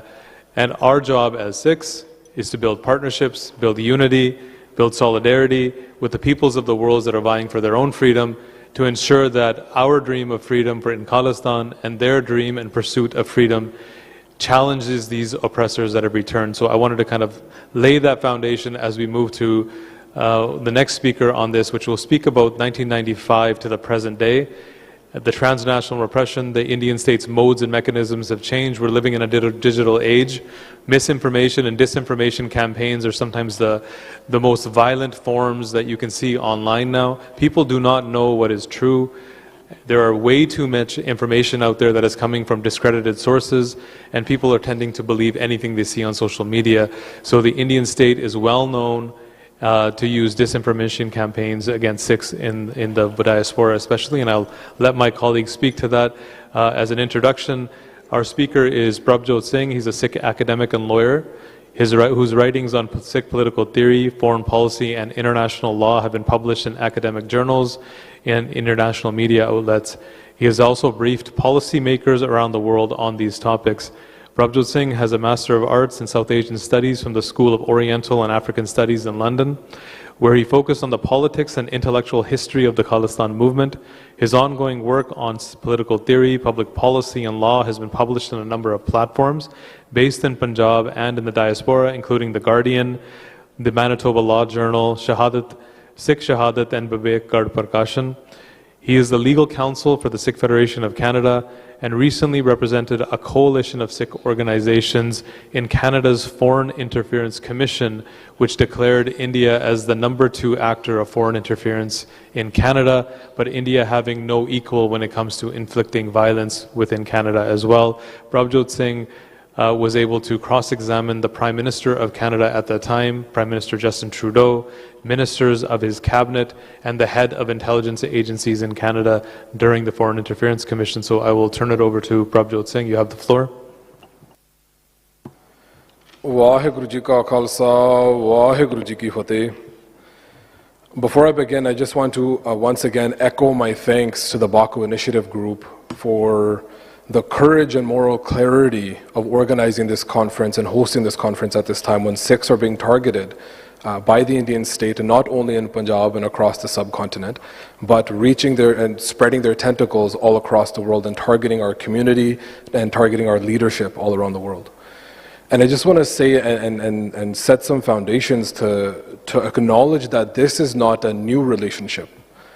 It is a renewal and a revival of a centuries-old relationship with historic traditions of cultural, economic, and political exchange. When we look at the Silk Road and the traditions and the history of travel in this region, it's not just an economic network, but the basis of a vibrant cultural exchange across civilizations and cultures. So over several centuries, Sikh travelers, traders, and leaders have formed part of the fabric of this region. So Punjab currently and historically has always sat at the gateway that connects Central Asia and South Asia. So this issue of violence in India and the Sikh struggle for an independent Khalistan is not just a localized domestic issue. And it's actually an issue that's going to shape the future of this region and this global order as a whole. So as we seek to address global inequities and decolonize the world order today together, international partnerships grounded in mutual respect and justice are important steps in this direction, and this conference is an important starting point on that. So, as Bhai Maninder Singh has mentioned, I'm going to be speaking now about a broad period of time and following up from everything that genocidal counterinsurgency, the legacy of violence and impunity that continues to manifest itself in violence we're seeing in Punjab and in the diaspora today. So the first and one of the fundamental questions we need to ask and understand and really grapple with is why India is so dead set at targeting the Sikh community and targeting the Sikh community in the diaspora, in Punjab, in a variety of different ways, from physical to psychological. And we really have to get to the root of this issue, is understanding that the legacy of the Indian state is a legacy of British imperialism and colonialism. When the British colonizers colonized Punjab in 1849, Governor-General Dalhousie, who was the representative of the British Crown in the region after the annexation of Punjab, in his diary he wrote very, very clearly a line that sums up every imperialist's aspirations or approach to Punjab and the Sikh people. And that's, the quote is, "There can never be any guarantee for the peace of India until we shall have effected the entire subjection of the Sikh people and destroyed its power as an independent nation." So Governor-General Dalhousie was very clear that if the British Empire wanted to maintain its control and power of India as an empire, it had to do so by destroying the independent power of the Sikh people in every single form.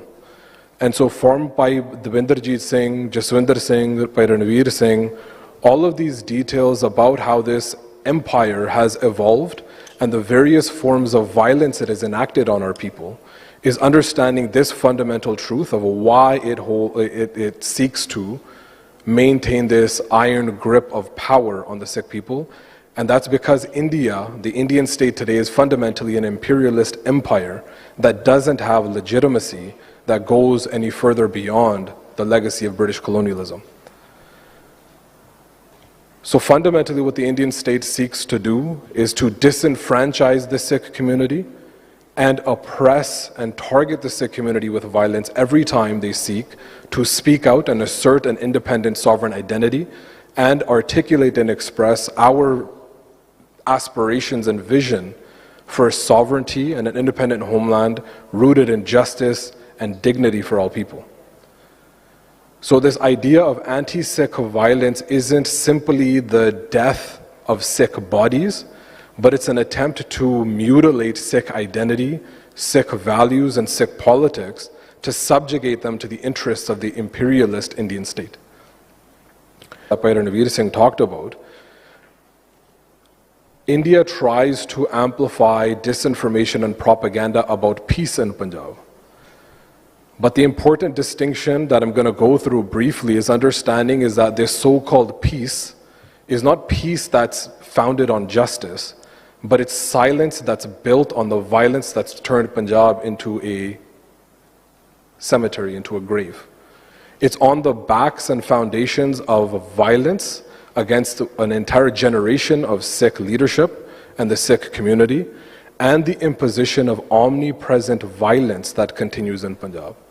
That any Sikh who thinks about sovereignty and articulates that sovereignty publicly in any form is targeted with violence and is protected by impunity of the Indian state. So very briefly, I want to touch on some of the tactics and some of the specific examples of how this has been carried out and what this violent structure that is India today looks like. And the first thing is cultural policies and assimilation. So when we talked about this idea that India seeks to mutilate Sikh identity and Sikh politics to subjugate it to the Indian nation, there's two different dynamics that historically have kind of transpired since 1995. And first is the Hindu nationalist vision and politics of the BJP, that's now the governing party of India, and its supporting force, which is the RSS, which is based on this worldview of denying an independent Sikh identity and using its economic, its educational and cultural apparatus to try and assimilate the Sikh people into the fold of this notion of a Hindu nation, which is a political fabrication.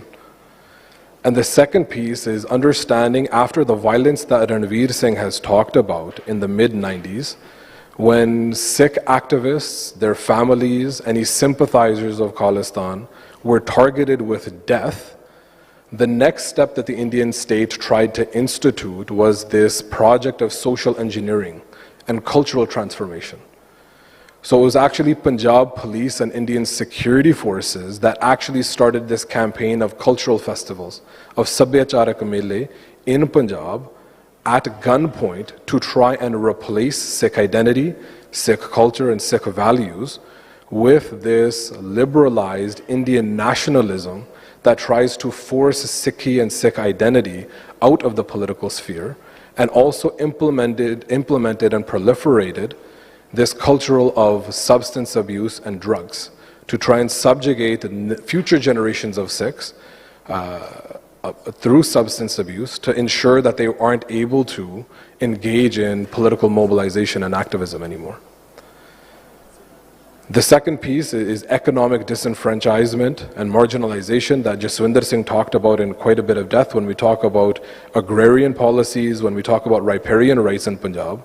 If Punjab is a predominantly agrarian society that is producing a vast majority of India's grain reserves and food, it's also implemented and imposed this unilateral imperialist economic structure that essentially imprisons Sikh peasants and farmers into this structure where they're not able to economically advance or even sustain themselves, which then paves the way for the corporatization and privatization of Punjab's agriculture. The fundamental piece that we need to recognize is this idea of militarization throughout this entire process. That the means of this cultural transformation and this economic disenfranchisement has been through the barrel of the gun.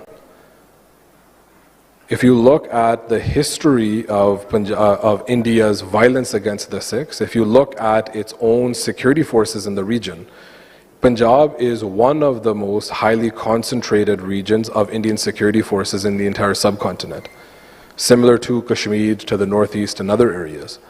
But when you look at police officials, the number of police officials have tripled when you compare the 1970s to the 1990s.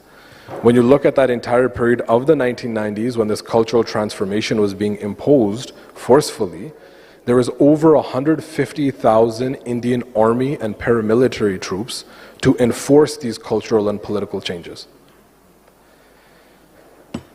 And the results and the mechanisms that continue in a number of different forms, one of the most important things to recognize is what happened in the political sphere in Punjab.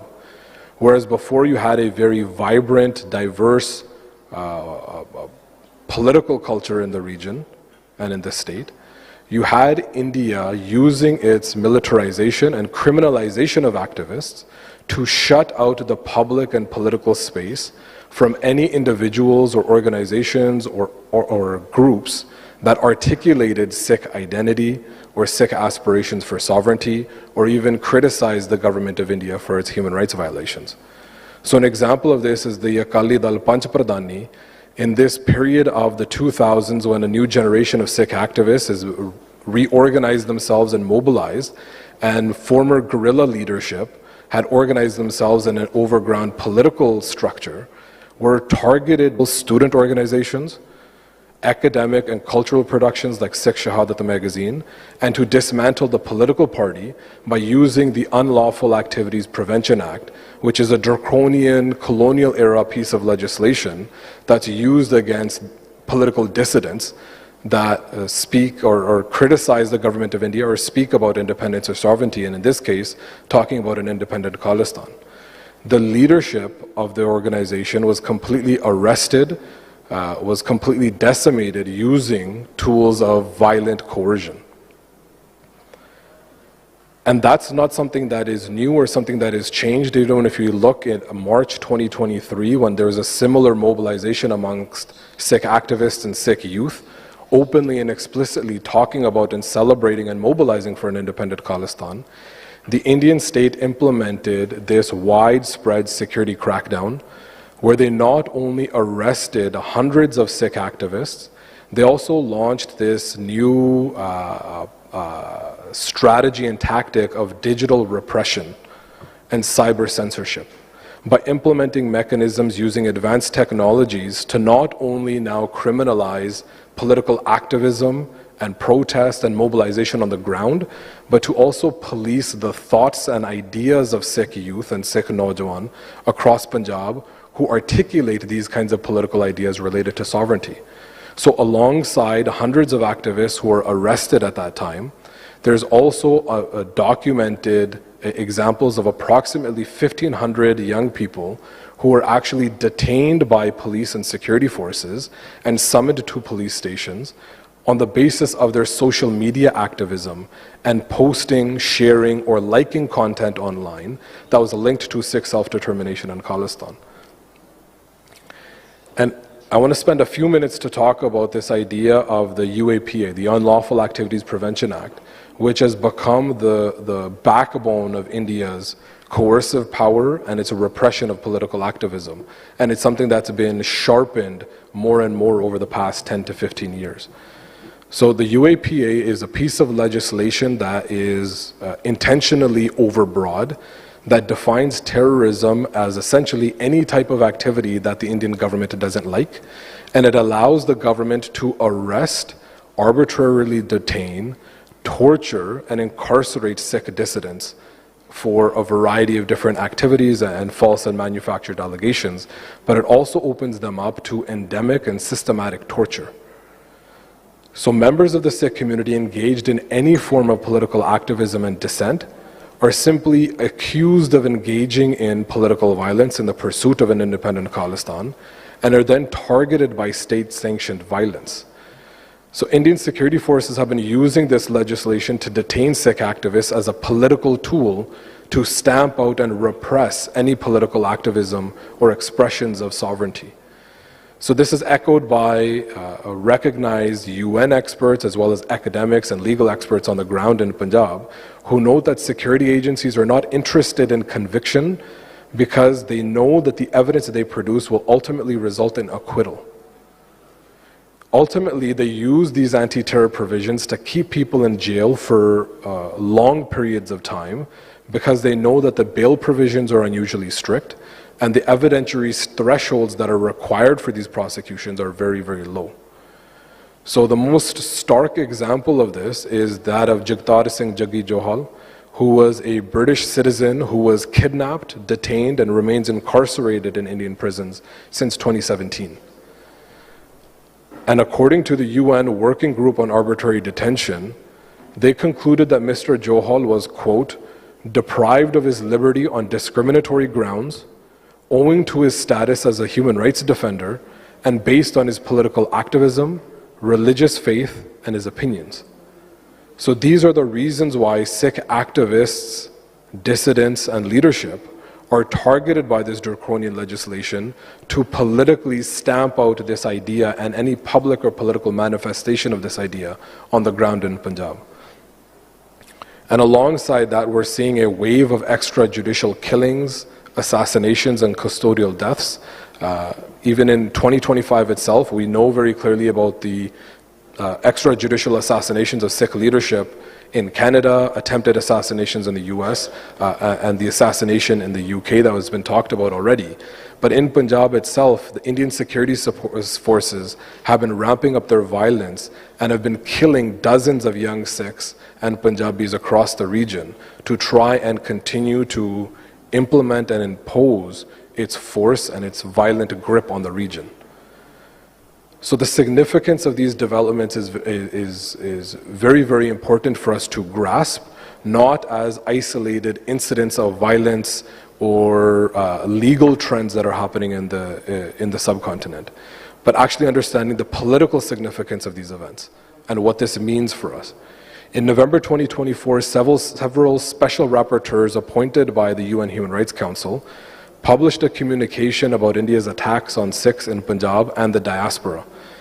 They expressed grave concerns at reports of, quote, continuing systematic attacks by Indian authorities on Sikh activists. They raise to how India's activities are contributing to an increasingly hostile environment in Punjab, where there's a clear sense that tension and conflict are rising in the region.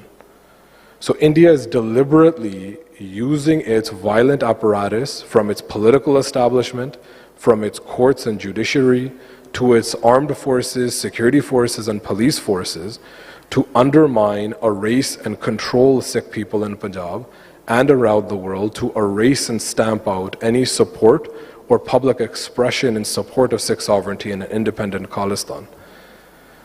So I want to end off on lastly on this quote from the former Special Rapporteur on Minority Issues, Fernand de Varennes, who talks about how India is actually posing one of the greatest humanitarian threats and risks that the world might see in the coming years, and is becoming one of the world's main generators of instability, atrocities, and violence, because of the massive scale and the gravity of these violations and abuses targeting mainly religious and other minorities.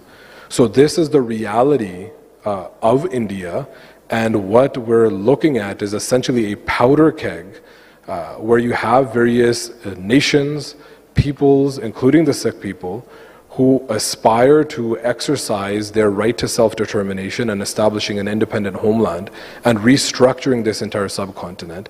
But you have a violent fascist administration in Delhi that is hell-bent on not engaging in any kind of political engagement or respecting any civil liberties or international human rights obligations, but trying to stamp out a political idea and a movement using violence in Punjab, throughout India, and in the diaspora around the world. So I'll leave my comments at that, and I'll hand it back to the chair so we can engage in further dialogue, and if anybody has any questions, we can start to unpack some of these issues in a little bit more detail. Vaheguru Ji Ka Khalsa, Vaheguru Ji Ki Fateh. We thank Prabhjot Singh for that detailed overview of the period of 1995 to the present day. I'd like to just point out again, as we kind of move through this, just some pieces of information that are really key in these periods of time, and that's what I've been trying to do. Just a quick summary of what we've heard. The political aspect of what's happening in Punjab is hundreds of fake encounters in the past 2 years, arbitrary detention of Sikh youth and activists to spread fear amongst the Sikh dissidents and Sikh activists. One of the biggest things that the Indian state does is they make examples out of individuals, and then that strikes fear in their minds in many, many other people, so people go silent. So if somebody beside you is tortured, if somebody beside you is made to disappear, you will think 100 times as to whether you will follow that path or not, and that's what the Indian state is trying to do. You can see that in the transnational repression campaign, the assassination of a Sikh activist in the UK in June of 2023, the assassination of Hardeep Singh Nijjar in Canada in 2023. these are things that they wanted the diaspora to go quiet. They wanted individuals that are in this room with you today from Sikh background. They wanted Sikh leadership to go quiet and silent on this issue of sovereignty in Khalistan. When you look at the social aspect of what's happening between 1995 and now, there has been a mass influx of drugs that have been brought in by state agencies into Punjab. These drugs have actually had obviously in any situation, but in this situation in particular, we have a high percentage of Sikh youth in the state of Punjab that are addicted to drugs. That drug addiction leads to economic plight that is always negative. That drug addiction leads to other further problems within the familial homes and the community structure. So in general, it is a way to subdue the population through alcohol, drugs, and this type of formation. We also see the economic aspect of this as well. From 1995 to now, there's little to no investment that happens in Punjab. There's a very high rate of unemployment, and there's what we are referring to as a forced migration happening at the hands of the Indian state of Sikh youth to outside of India into foreign countries in desperation for jobs and economic growth. That is coupled with pushing non-Sikhs into the Punjab, where Sikhs have a majority state. So in India, there are only two non-Hindu majority states, Kashmir and Punjab. And since 1947, these have been the battlegrounds for India. In Punjab, there is an exflux of Sikhs that are leaving Punjab and an influx of other communities from Bihar and Uttar Pradesh and other states that are non-Sikh being brought into Punjab to shift the population demographic to a non-Sikh majority in the future, which is rapidly happening. It is the displacement of people that is happening right before our eyes. So these are all forms of subjugation and oppression that the Sikh community is dealing with between 1995 and the present day. When I said earlier, the violence is not always physical. The elimination of a people or a nation physically can be next to impossible, but there are many other ways, culturally, linguistically, displacement, forced migration, that these things can happen. And that is happening right before us as well. So the final speaker in this segment of the discussion number one, is somebody that is local here. Her name is Miss Leila Husainova. She is the head lecturer at Azerbaijan University of Languages. I appreciate her taking the time of being here today and also offering commentary on what we've heard here today. So I'd like to turn the floor over to her. You have the floor. Present here. Honorable guests, I just really highly appreciate of your being here.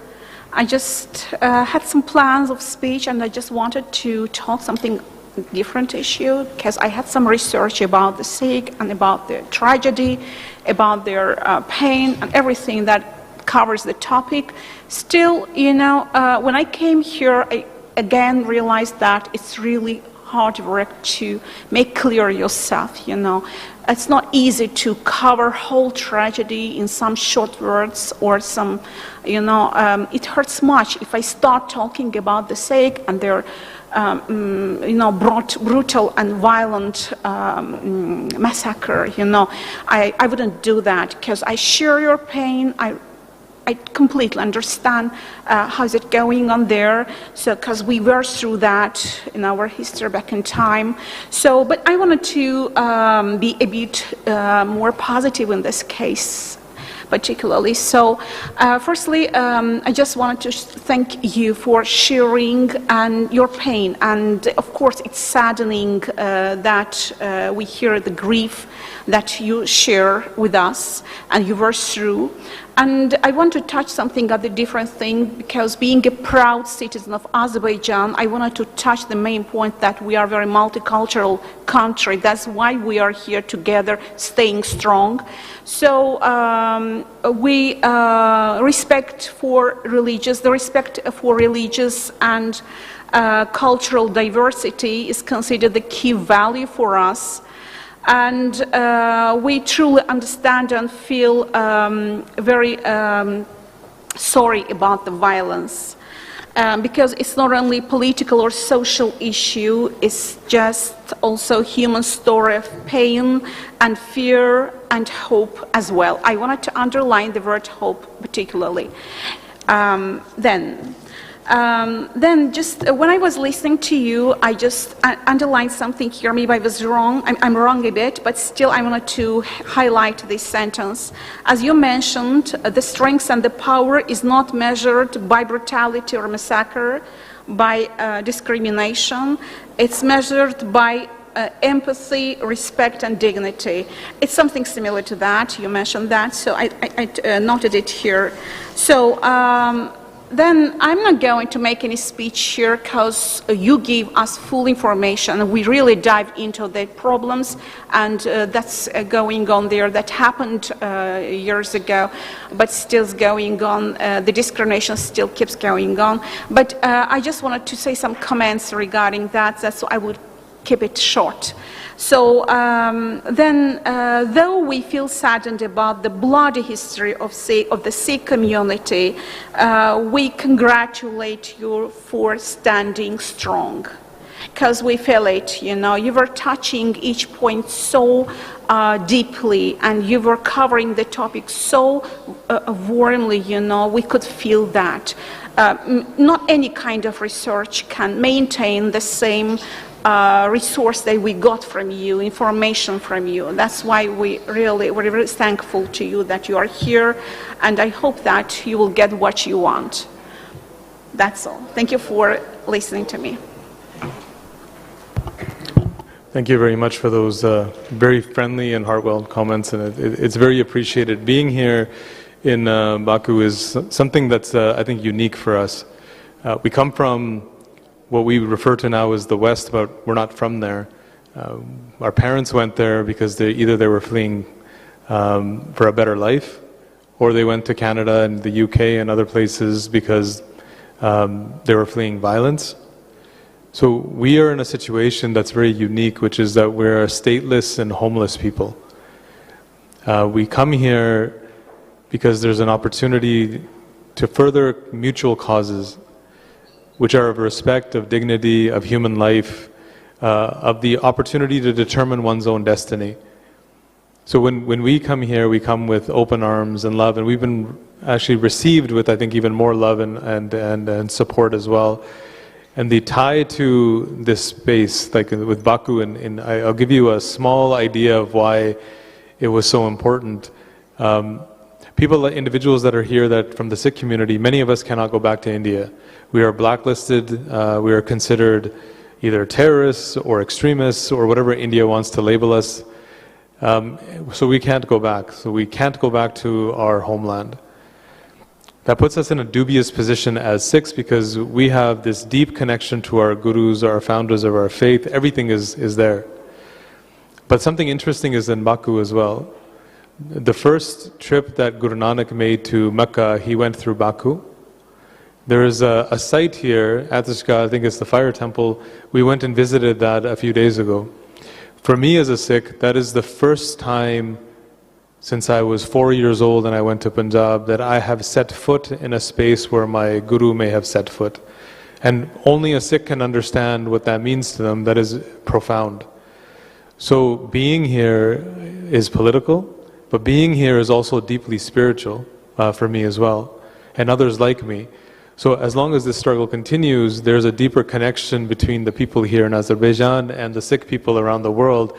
We're only finding that connection now, but it is very profound at the end of the day. So we are nearing the end of this first session before we go to a lunch break shortly in about 15 minutes. But I understand that we had a few questions that we can take now, and we will go to those questions. So I think if anyone has a question, they can put their hand up. And yes, go ahead. Thank you so much for your interpretation of situation with Sikh community in India. And I just want to say that you spoke, for example, Mr. Josh Singh spoke about the legal framework situation in India, and you say a few words about the situation with ethnic minorities in India. I have a question. How can international human rights mechanism be better used to protect Sikh community in India, but also worldwide?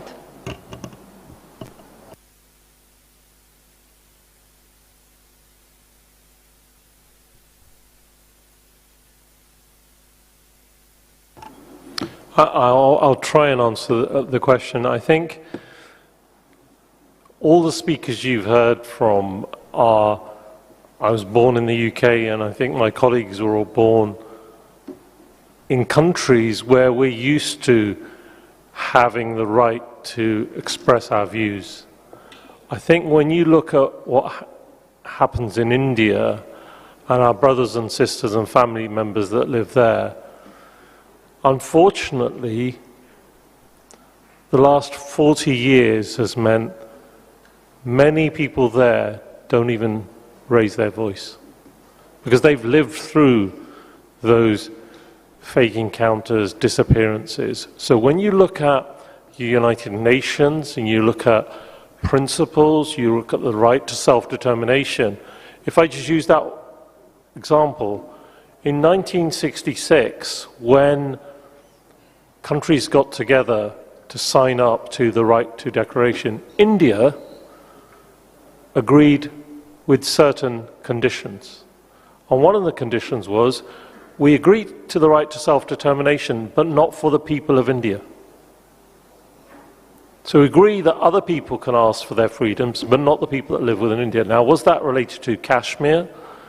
Was that related to the Sikhs? Was it related to the Nagas? Other people that want their freedom. And 3 countries, France, Germany, and the Netherlands, objected in 1966 and keep their objections going to this day at the UN Human Rights Council to say you cannot sign up to a fundamental principle to the right to self-determination, but put these reservations in. So I think on paper, the United Nations, other forums that express views on, say, the death penalty, where there are many countries, European countries in particular, you still have the death penalty in India. You still have Sikhs that were sent to the gallows.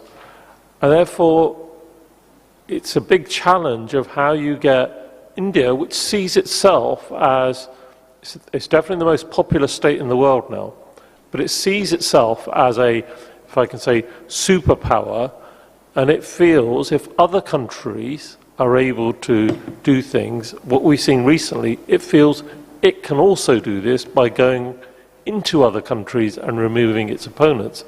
And I think that's why there's such a big interest now to say, can the international community simply say India is able to ignore the rule of law in individual countries, ignore the sovereignty of other countries? And I think that's why this is a start of a journey that actually, the more we talk about this and the more people start to listen from different states, from different NGOs, I think that's ultimately how India will be held accountable to what would we take for granted as international norms. But I don't know if some of my colleagues want to add, Jazz? Yeah, I think it's a really interesting point that you raised, that given what you've heard today, the atrocities, the length of how long in history these date back, still relatively quiet on the world stage.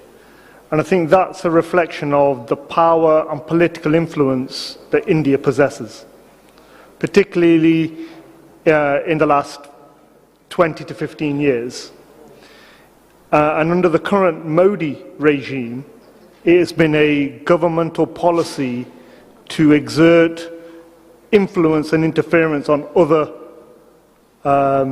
countries, particularly in the West and those that are where the prominent Sikh diaspora live. We've seen this with the repression of Sikh voices, criminalizing dissent. We've all experienced social media censorship, mainstream media censorship. It was very evident in the farmers' protest, where a grassroots farmer movement, and it was commented on by Greta Thunberg and Rihanna, of all people, and effigies of both of them were burnt on the streets of India. So the influence that the Indian government has over its media, its personalities, sporting individuals, is all controlled by the government, and they will deploy that to counter any criticism, no matter how valid. And what we've experienced living in the diaspora, whether it's in UK, Canada, or America, is that our governments are suppressing to that influence. And that's manifested in various different forms. It's resulted in human rights Sikh organizations being banned in the UK, in Canada, in Europe and America, at the behest of India. It's resulted in individuals being deemed terrorists, despite having no criminal record or any arrests in any country. It's resulted in individuals being blacklisted, travel restrictions, and all sorts of other civil challenges are being imposed because of how the Indian government reacts to the issues that are being raised. So what that highlights to us is that not only do countries lack the willpower to challenge India on its historical human rights record, it also lacks the courage to stand by its own values and principles of human rights. It's fine to challenge Iran, Russia, other rogue states deemed by the West, but it's very silent on India. And that's largely down to the trade deals and the trade influence, commercial interests of European powers to work with India and penetrate that market overrides its own values and principles and overrides human rights issues. And that's why you'll see Sikh issues relatively quiet, because as Melinda said, we're a stateless community. We're a nationless community. We have no one to speak up for it. There are no embassies, there are no foreign governments, there is no Sikh who is going to speak for us other than grassroots activists like ourselves. If I can, quick addition, the human rights mechanism is in and of itself limited. That when we fight for human rights, what we are saying, would be saying as Sikhs, is that we are trying to obtain justice for past historical wrongs, which is fine. Future conflict with the Indian state is always going to be the underlying issue, because our movement is a sovereignty movement. The human rights violations are a direct, call it unfortunate byproduct of that sovereignty movement. So as long as we are advocating for sovereignty in Khalistan, the Indian state, what we have seen is, will continuously crack down the arbitrary detention and executions, the extrajudicial murder and fake encounters. Those things keep coming up. And when we look at the international mechanisms, if I list a few off, the United Nations is for us is a battleground. It's a space where we can go and challenge India's narrative and produce our own narrative, but it is not a space where we have seen minorities or other ethnic minorities or religious minorities actually obtain some form of judicial justice in the domestic nation itself, whether it be India or whether it be Israel or whether it be any other country for that matter. So there are limitations to those mechanisms as well. You have the UN special procedures. We write reports. We deal with UN special rapporteurs as an organization. We go through that as well. We can build solidarity with other movements around the world. These are all mechanisms we can use. There's international legal mechanisms like the ICC that we can attend, that we can build forward cases in the legal kind of framework of the world as well. So we do have a lot of things that are available, and one of the most advanced ones right now is regional global forums, which is basically what I would refer to as what we're doing today. Global forums in the Caucasus regions, the global forums in the African nations, in the African continent, to find new partners and not rely so heavily just on one portion of the world to deliver justice, because it likely won't be so. So I think your question is profound and very good, because we see it very similarly, that there might be mechanisms the world gives us, but we are very clear in our pursuit of sovereignty in Khalistan that human rights violations will continuously happen to Sikhs as long as we're advocating for our sovereignty, and we will never stop doing that. So I saw another hand over here, but if you have anything else to add, please feel free. course. Thank you so much for your answer. I would like to introduce myself, why this question was very important for me. My name is Irina Kunina. I'm representing here Baku International Multicultural Center. The aim of our center is to promotion of our model of multiculturalism. And we have a lot of investigation project, the situation with ethnic minority in different countries, especially in India also. Thank you so much. And sorry, I think we had a hand up here. Thank you very much. My name is Ilyas Hüseyinov. I am from Center for Social Research, and we provide social research in Azerbaijan in different spheres, in international policy, economic and political situation in our state. Thank you for Baku Initiative Group, Ms. Leyla Khanım, Abbas Bey, for this significant and important conference, round table discussions. India stands out among the countries pursuing radical chauvinist policies in modern times. This country, which ranks first in the world in terms of population, is home of hundreds of different ethnic groups, or rather they are trying to live here. What is the most dangerous is that India is now pursuing this repressive policy, not only within its own borders, but also abroad. This is a fact, a challenge to the basic principles of international law and the system of international relations. Consistent report from international organizations also show that India's current policy is not consistent with the principles of democracy, the rule of law, or the protection of minorities. We know the movement Khalistan have many branches in UK, Canada, US and other states, and we support you in this case, in this issue. This is no longer just a problem for Sikhs. The ideological radicalization of India is also becoming a risk factor for geopolitical and global security also. And the ideological and the radical fragmentation policy of Hindus now government under the Narendra Modi is a very big problem for the East policy and in global sphere. My question about the discrimination and repression, and my colleague Madam Kunina say about international mechanisms. My question about the legal mechanisms and the future of Khalistan movement. And in this case, what legal mechanisms can be implemented to end discrimination and oppression against Sikhs? Thank you for that question and that comment. Very appreciated. I'm going to turn to Prabjot Singh to answer the question, and maybe Ranveer Singh to follow up. What international mechanisms are available to push the idea of Khalistan, but along with fighting the repression that Sikhs are facing within India? So I can add my perspective to that question, and I think it's going to be a little bit of a mix of the previous question combined.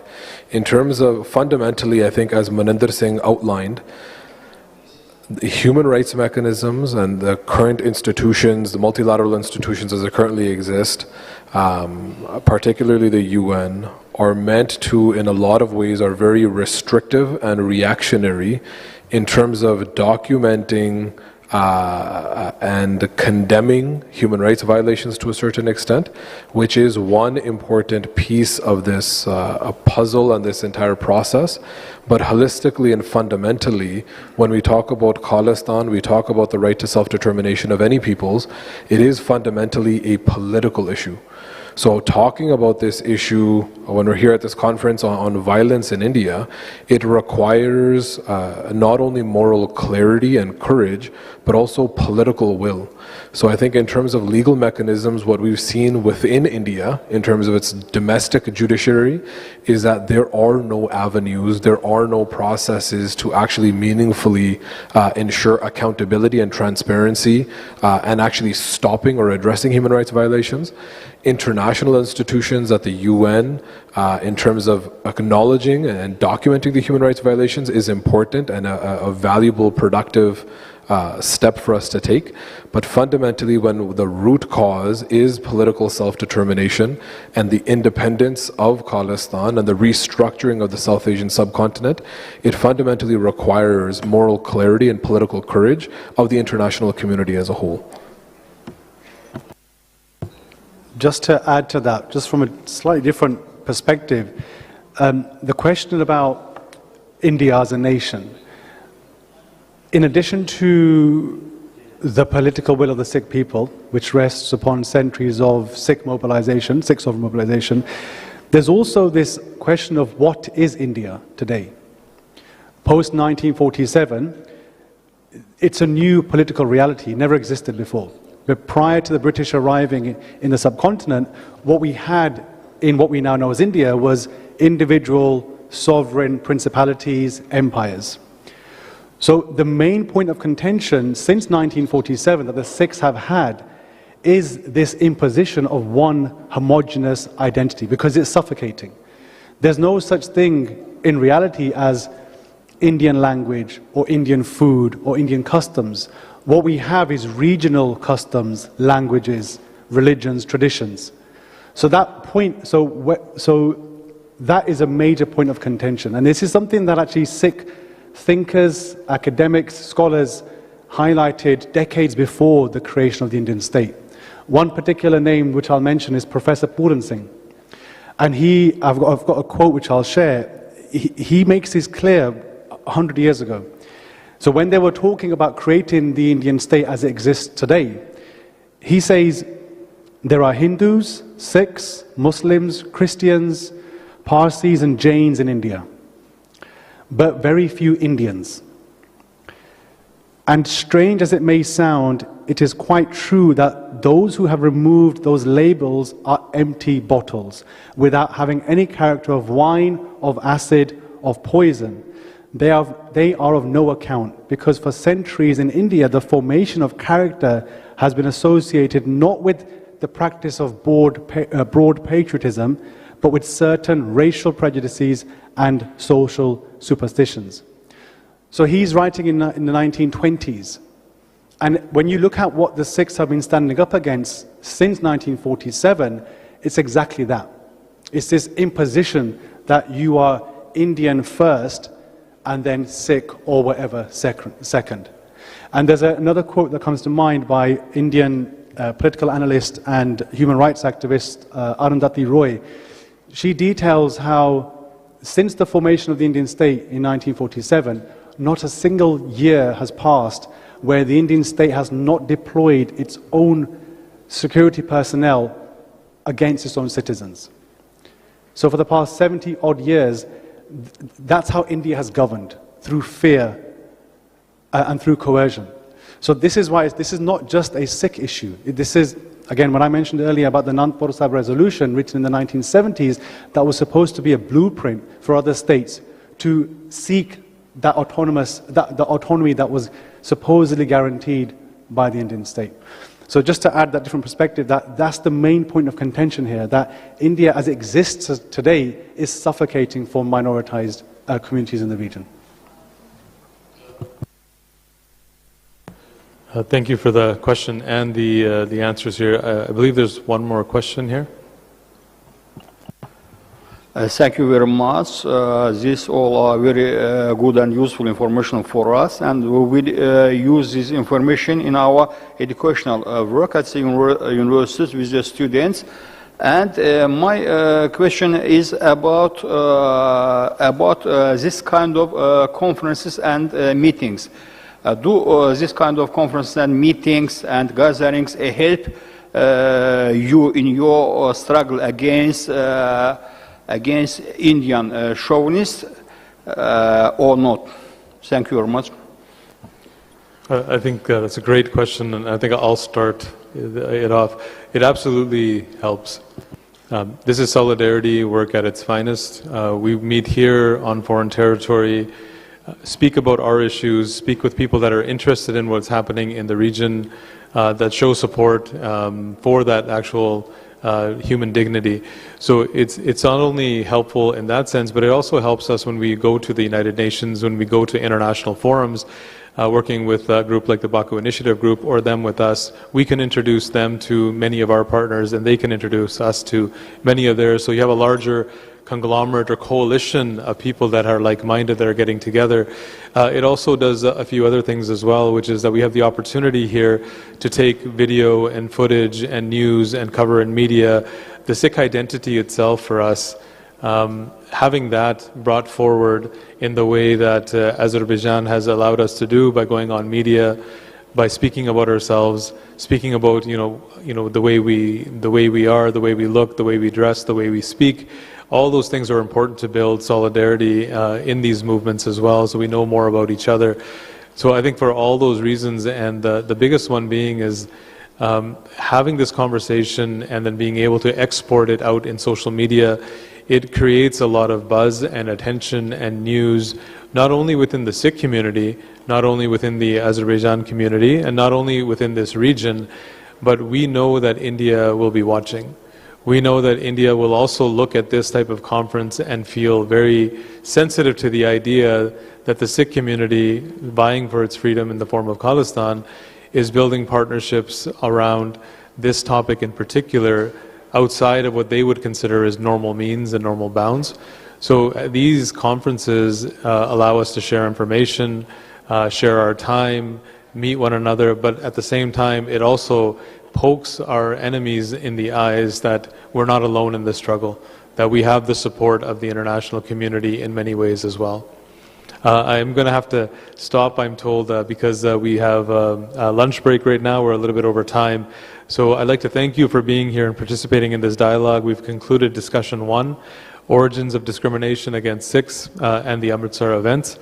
This time we'll be breaking for lunch until 2 p.m. and then move into discussion number 2, which will be on the activities of the Sikh diaspora and the ongoing struggle for freedom.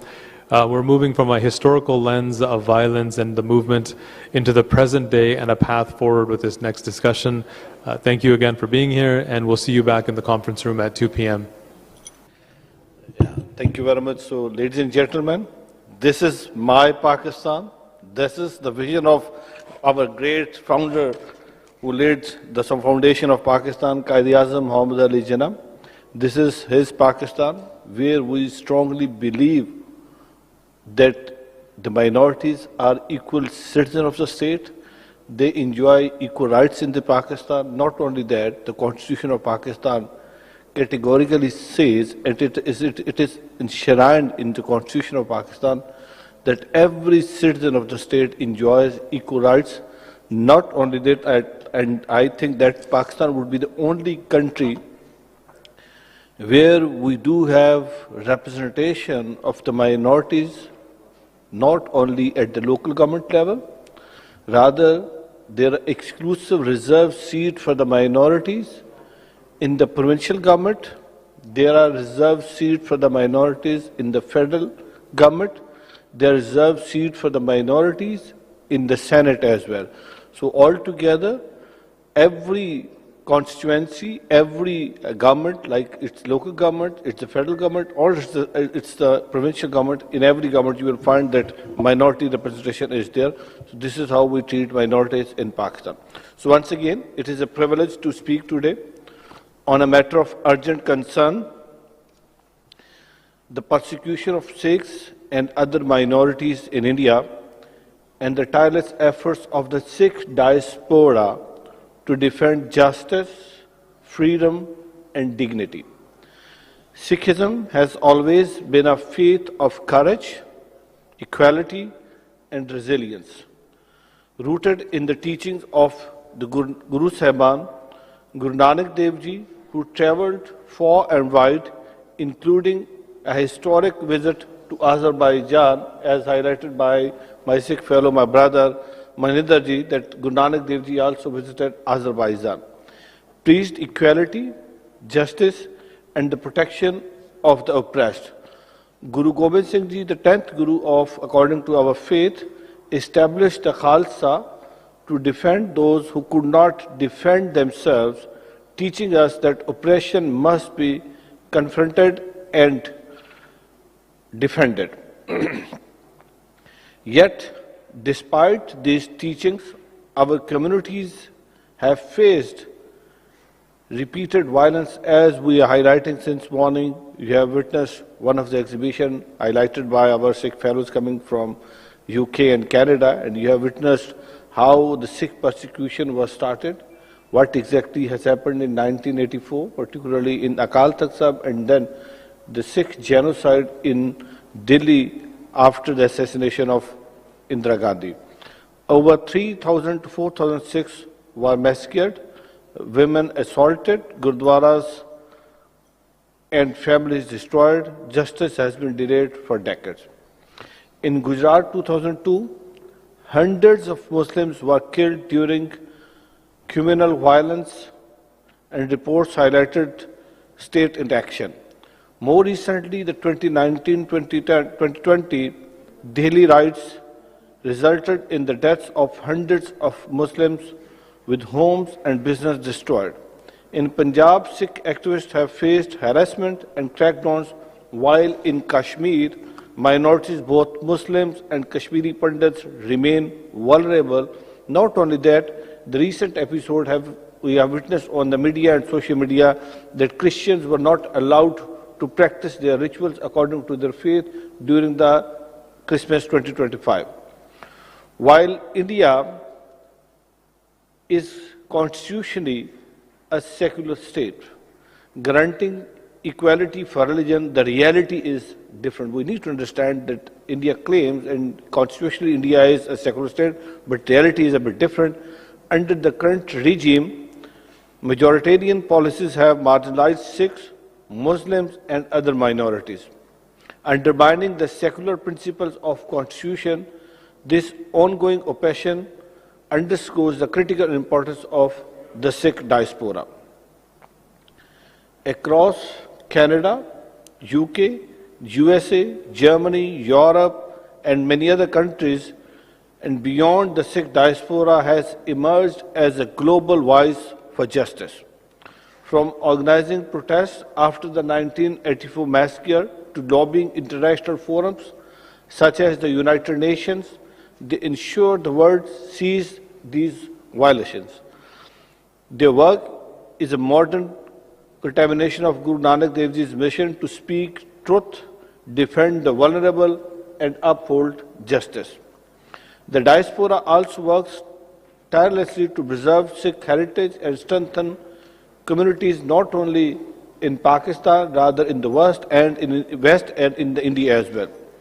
Pakistan, as you have seen in the documentary, Pakistan, Guru Nanak Dev Ji, that is the birthplace of our first Guru, Guru Nanak Dev Ji. Pakistan has consistently stood with the minorities, providing protection, religious freedom, and support for sacred sites such as Gurdwara Janmastan and Gurdwara Kartarpur Sahib. Not only that, recently the Chief Minister of Punjab has given direction to open those 17 Gurdwaras which were not operational, not functional after the 1947. So this year, this is a good news for my Sikh fellows who are coming across the world, that this year the Chief Minister of Punjab, Maryam Nawaz Sharif, is going to open 17 Gurdwaras which were not operational since 1947. And there was a long-lasting demand from your side that all of those Gurdwaras should be opened which are not operational. Educational programs. So Sikh diaspora is also supporting in educational programs. Gurdwara restoration and community initiatives ensure that Sikh culture and faith continue to thrive safely. This event, which is organized by my brother sitting over here, the Executive Director, Abbas Sahab, I really appreciate you, and the way forward, the Baku Initiative Group provides a vital platform to shape the way forward, so document and expose violations against Sikhs and other minorities in India. So way forward should be engage international policy makers to demand accountability and protection, support the Sikh diaspora, because my Sikh fellows are sitting over here, they're coming like from the West, so they must be supported in advocacy, education and heritage preservation. The Sikh diaspora's path forward is clear: strengthen global solidarity, connecting Sikh communities worldwide to respond collectively to oppression, continue to support Sikh communities not only in Pakistan, Sikh communities in India and wherever the Sikh community is and elsewhere, ensuring safety, education and preservation of heritage, leverage international forums, media and human rights platforms to maintain pressure on governments that fail to protect minorities, educate and empower the next generation to carry forward the Guru's legacy and fight for justice. Ladies and gentlemen, the struggle for freedom, equality and dignity is ongoing. The Sikh diaspora embodies courage, resilience and selfless service.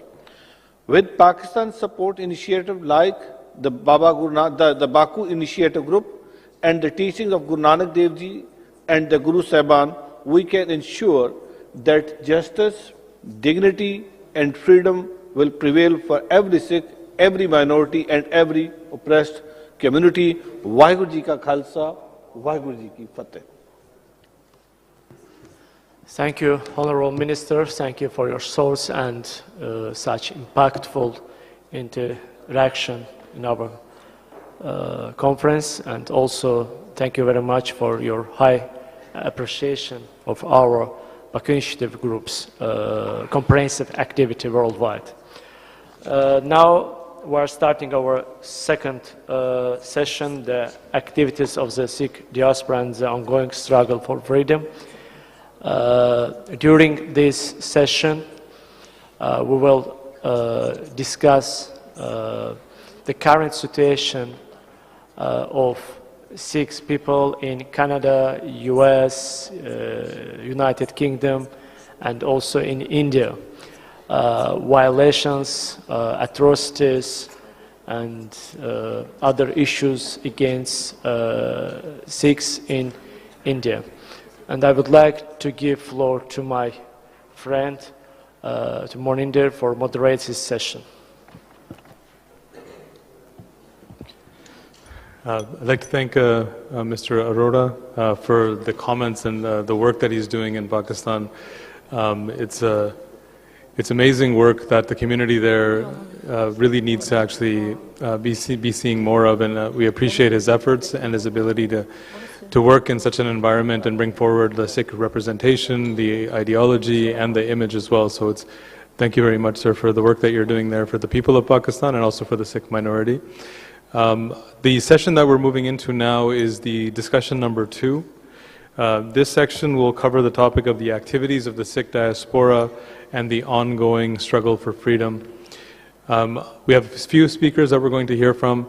I'd like to just give you a brief overview of this subject before we start. The ongoing struggle is broad and it's spread out with many mechanisms that can be utilized globally.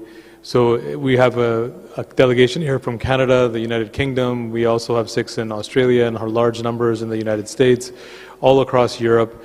So we're a global diaspora community, and mechanisms at the individual domestic level of countries, there's mechanisms politically there. Internationally, in spaces like the European Union, the United Nations, other places there are mechanisms. But the underlying strength of the Sikh community will always remain Punjab and its Sikh community. So where we have to actually start this conversation of the ongoing struggle is actually on the ground itself. That Punjab is the center of this struggle, it always will be. We're seeing more and more protests that are happening in Punjab. These are leading to agitations, student groups forming, discontent around economics, cultural repression, religious discrimination. So Punjab is becoming what could be termed as a powder keg. The intensity in which the violence is escalating is increasing year over year. Our first speaker, Prabjot Singh, will discuss this situation in Punjab and how it's tied to the global Sikh diaspora struggle for freedom and not a separate situation to look at in a silo. Both struggles are actually one struggle. Anything that happens in the diaspora will always be connected to the Punjab because the struggle in the diaspora is for the Sikhs of Punjab. So Prabjot, you have the floor. Vaheguru Ji Ka Khalsa, Vaheguru Ji Ki Fateh. In today's morning session, we outlined in considerable detail the violence, the discrimination that Sikhs face in India, in Punjab, and around the world. And so, as Maninder Singh has mentioned, it's critical to understand the political issue that's at the root of this conflict. And we've touched on that earlier, and that's our self-determination, the establishment of an independent Khalistan. So from a Sikh perspective, when we talk about India's violence, we talk about India's atrocities, the human rights violations that have occurred, it's important to recognize that we don't see ourselves as victims. We're not passive recipients or objects upon whom violence is being inflicted. We're active participants engaged in a political struggle to assert our dignity and shape our political destiny on our own terms. And so when we talk about this idea of, particularly in Canada, in the US, we've seen conversations after the assassination of Bhai Hardeep Singh. The question that continues to be raised is there support for independence on the ground in Punjab? And to recognize that reality, I want to give one small anecdote. In September 2023, one of Canada's most prominent newspapers ran an interview with individuals that they spoke to on the ground in Punjab. And one of these individuals said something very, very simple, very direct and straightforward, but something incredibly profound and paradoxical. The individual that was interviewed, who's not politically active, who's a regular member of the community that happened to be walking by when the journalist was in that area. And he said that we want justice, we're not happy with India, we don't talk about Khalistan, we don't want another genocide. And so that paradox and that contrast, or why that statement was necessary, I think says volumes just in that one line itself. Is that the reality that we spoke about in detail this morning is about the omnipresence of Indian state violence when any Sikh articulates and expresses a desire, an aspiration, and a commitment to asserting Sikh sovereignty and self-determination. So that statement is essentially saying that when we talk about Khalistan, is that we're essentially provoking India or enabling India, or that India is going to enact violence on us for simply speaking about this. So before we actually talk about the state of the movement today and support for Sikh independence, we have to start from that starting point and understanding the reality that Sikhs exist in Punjab, the political environment in which they're operating, organizing, mobilizing, and resisting today.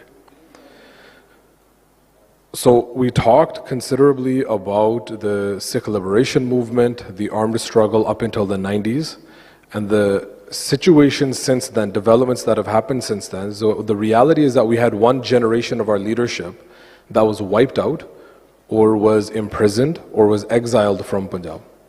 And since the 90s, we've had our community, our institutions, our leadership organizing and mobilizing, largely in the diaspora, and also building institutions, engaging in human rights documentation and advocacy, and preparing the next generation to take this torch, to take this issue forward, which we're seeing has manifested itself over the past 10 to 15 years.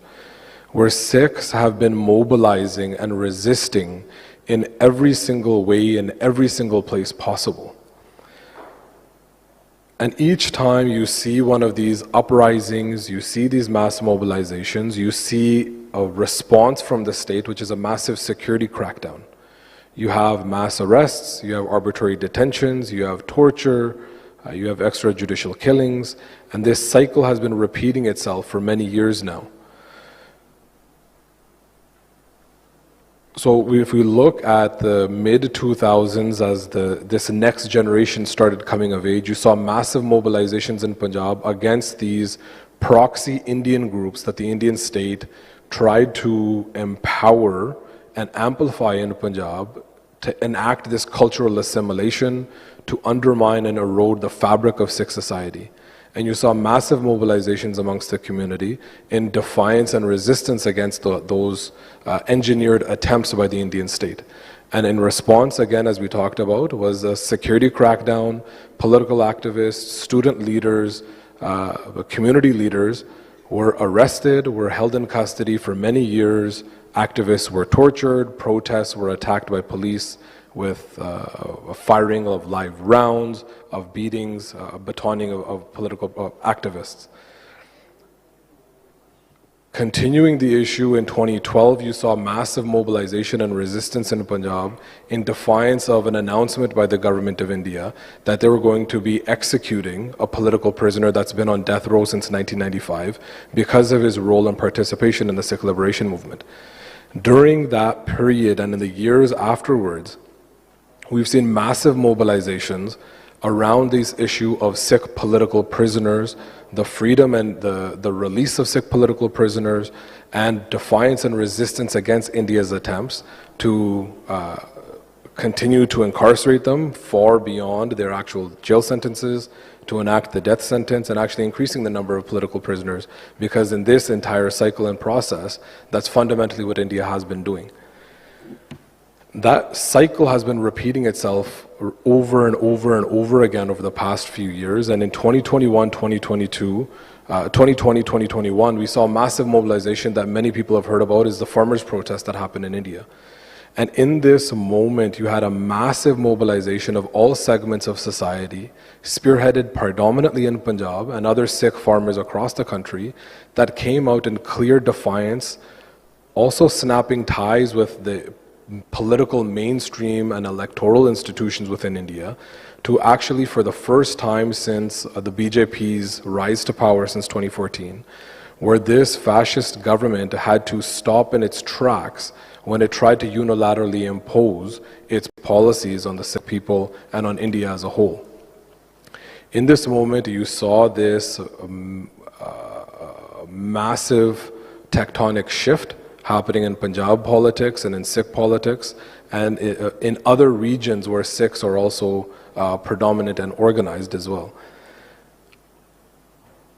And in that farmers' protest, you've seen the sensitivities of the India ruling elite, the BJP, noticing and recognizing and understanding that this new generation that's come of age no longer fears the state's violence and is actually becoming increasingly outspoken and vocal in their support for Sikh sovereignty, for Khalistan, and actually criticizing the Indian state's policies of imperializing the entire subcontinent and exploiting Sikh peasants and farmers across the region.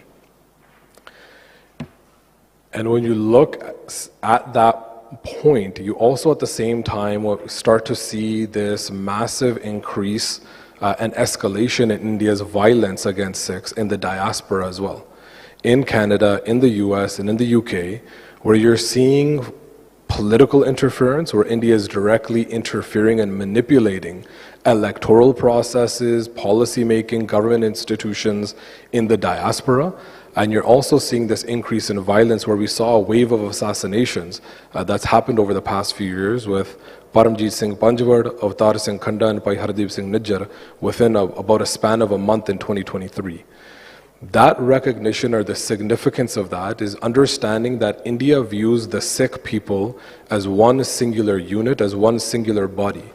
India doesn't view the Sikh diaspora or Sikhs in Britain or Sikhs in Canada and Sikhs in Punjab as separate entities that are operating. Because when you look at the farmers' protest and other mobilizations that have happened before then and since then, the Sikh diaspora and Sikhs in Punjab operate in unison as one body, as two arms that are spread out across the world.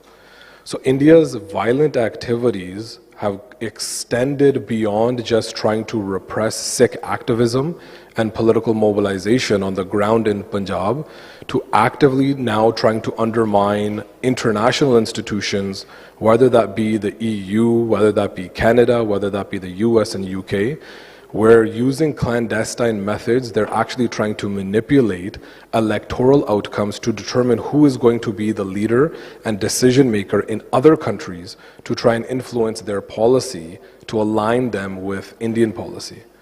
You're also seeing massive attempts at disinformation and psychological operations to spread disinformation about Sikh rights, about the Sikh people, about Khalistan and the movement for self-determination, to try and incite a legal crackdown. What they were already doing in Punjab, trying to enlist Canada, the US and UK as junior partners in their violence by criminalizing and cracking down on Sikh activists in those countries. And the last piece of this, the most obvious, the most harrowing and most talked about tactics they've used over the past few years is transnational repression, where you're seeing Indian high commissioners, you're seeing diplomatic staff, and Indian intelligence officers operating under the guise of consular staff, actively surveilling communities all around the world in every country where anybody talks about Sikh rights, where anybody mobilizes and protests outside of Indian high commissions, and then going to the extent of actually threatening and intimidating those activists to stop their activities, to stop being outspoken and speaking out against the government of India, threatening family members in Punjab with violence, and ultimately assassinating a number of our leaders in the diaspora and attempting to assassinate over 24 more that are spread out all around the globe. So the reality and the reason for this is because of the massive levels of support for Sikh self-determination on the ground, and this discontent and complete alienation with this idea of India and the Indian state and its political institutions, and a desire for a political alternative. The violence and the desperate tactics and the reckless tactics that we've seen from India is because of the force and support for Khalistan, for independence in Punjab and in the diaspora. And so I think the important thing for us to understand and something to consider and unpack in this conversation is, why does India see Sikhs as such a significant threat?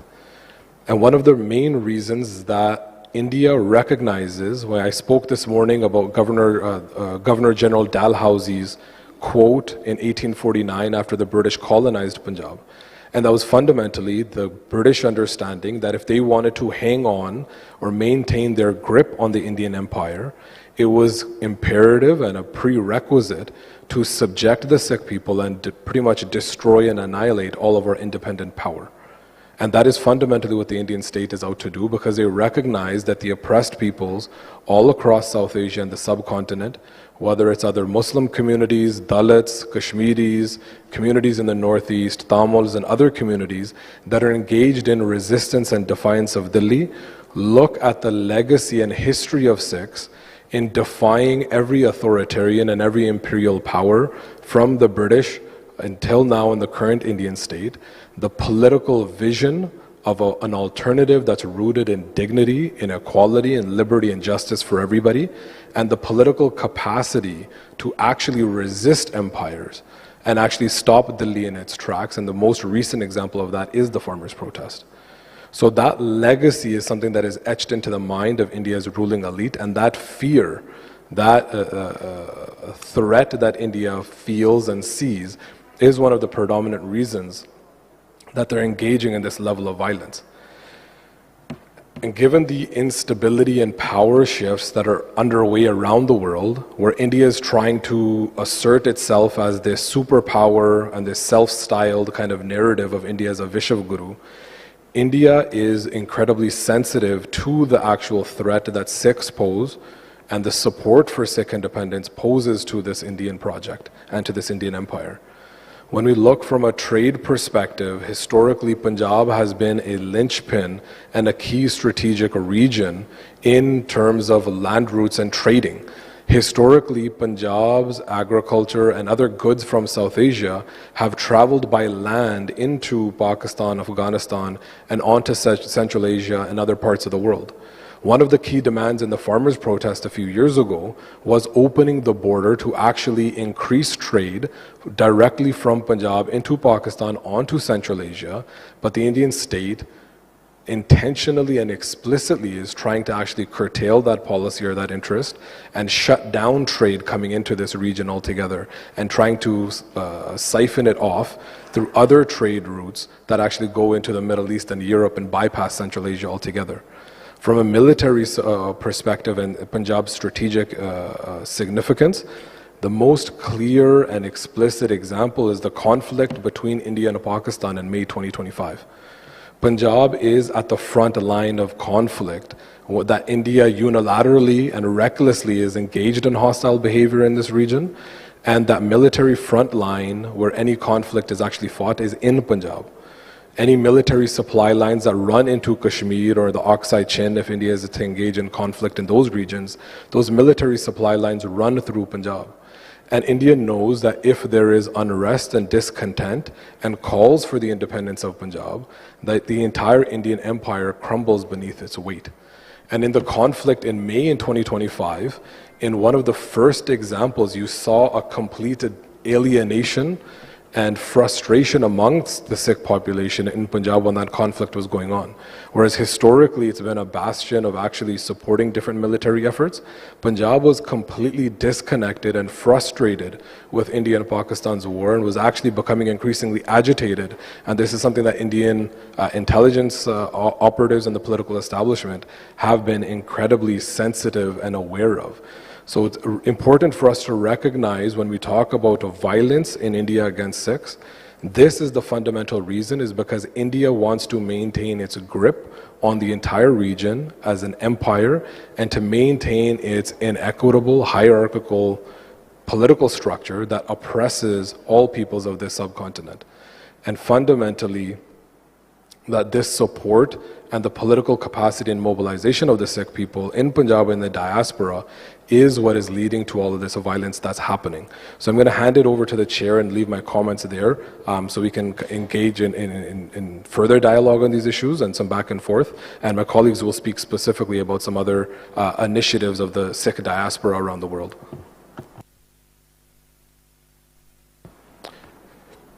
Thank you, Prabhjot Singh.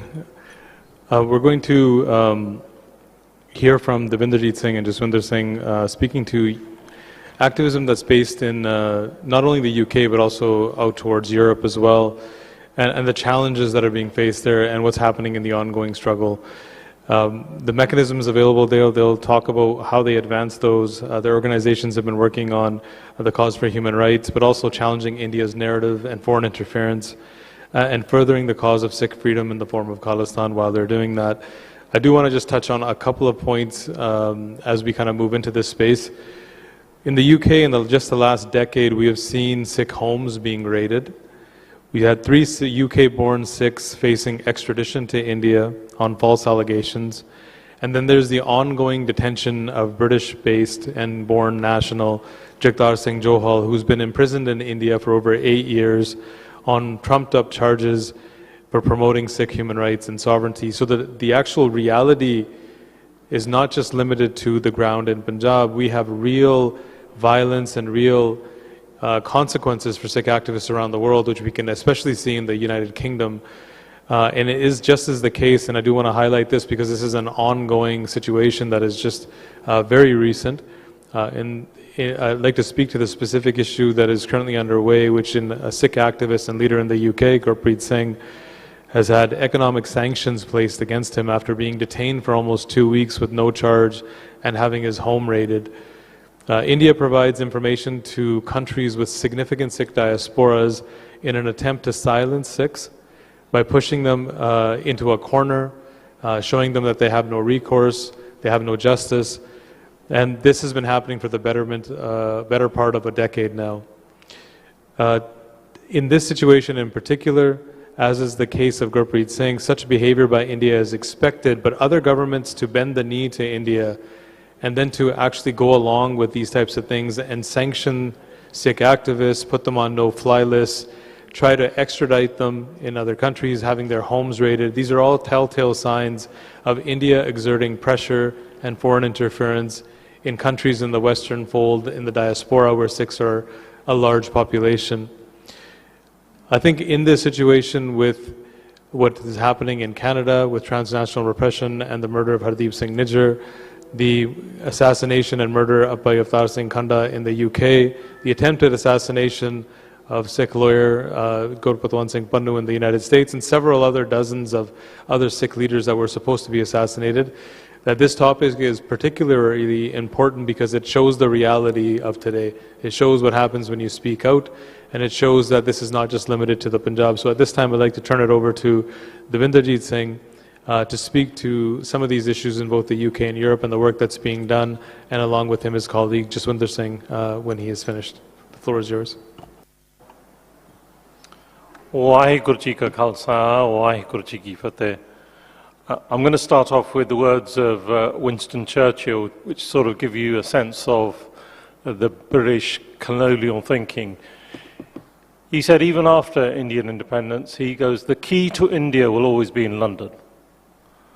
That was his mindset. We sort of partly believe that as well, but in a funny way. We think the UK has an important role as a permanent member of the UN. It has a moral and legal responsibility towards the Sikhs because of the history we talked about this morning. But while I'm going to focus on the diaspora in the UK, you will find that some of the things that Prabhjot Singh said is an issue happens in Punjab, it affects us across the globe. Issues that happen in the UK or Canada or America to Sikhs impact in Punjab. We cannot be separated from the land of our gurus. But the history of the Sikh diaspora in the UK is the first recorded Sikh settler in Britain was Maharaja Dalip Singh, the last ruler of the Sikh kingdom. He was exiled in Britain after the two Anglo-Sikh wars and the annexation of the Sikh homeland in 1849. So he's the first recorded settler. The sad part to this is he was converted to Christianity. He was a young child.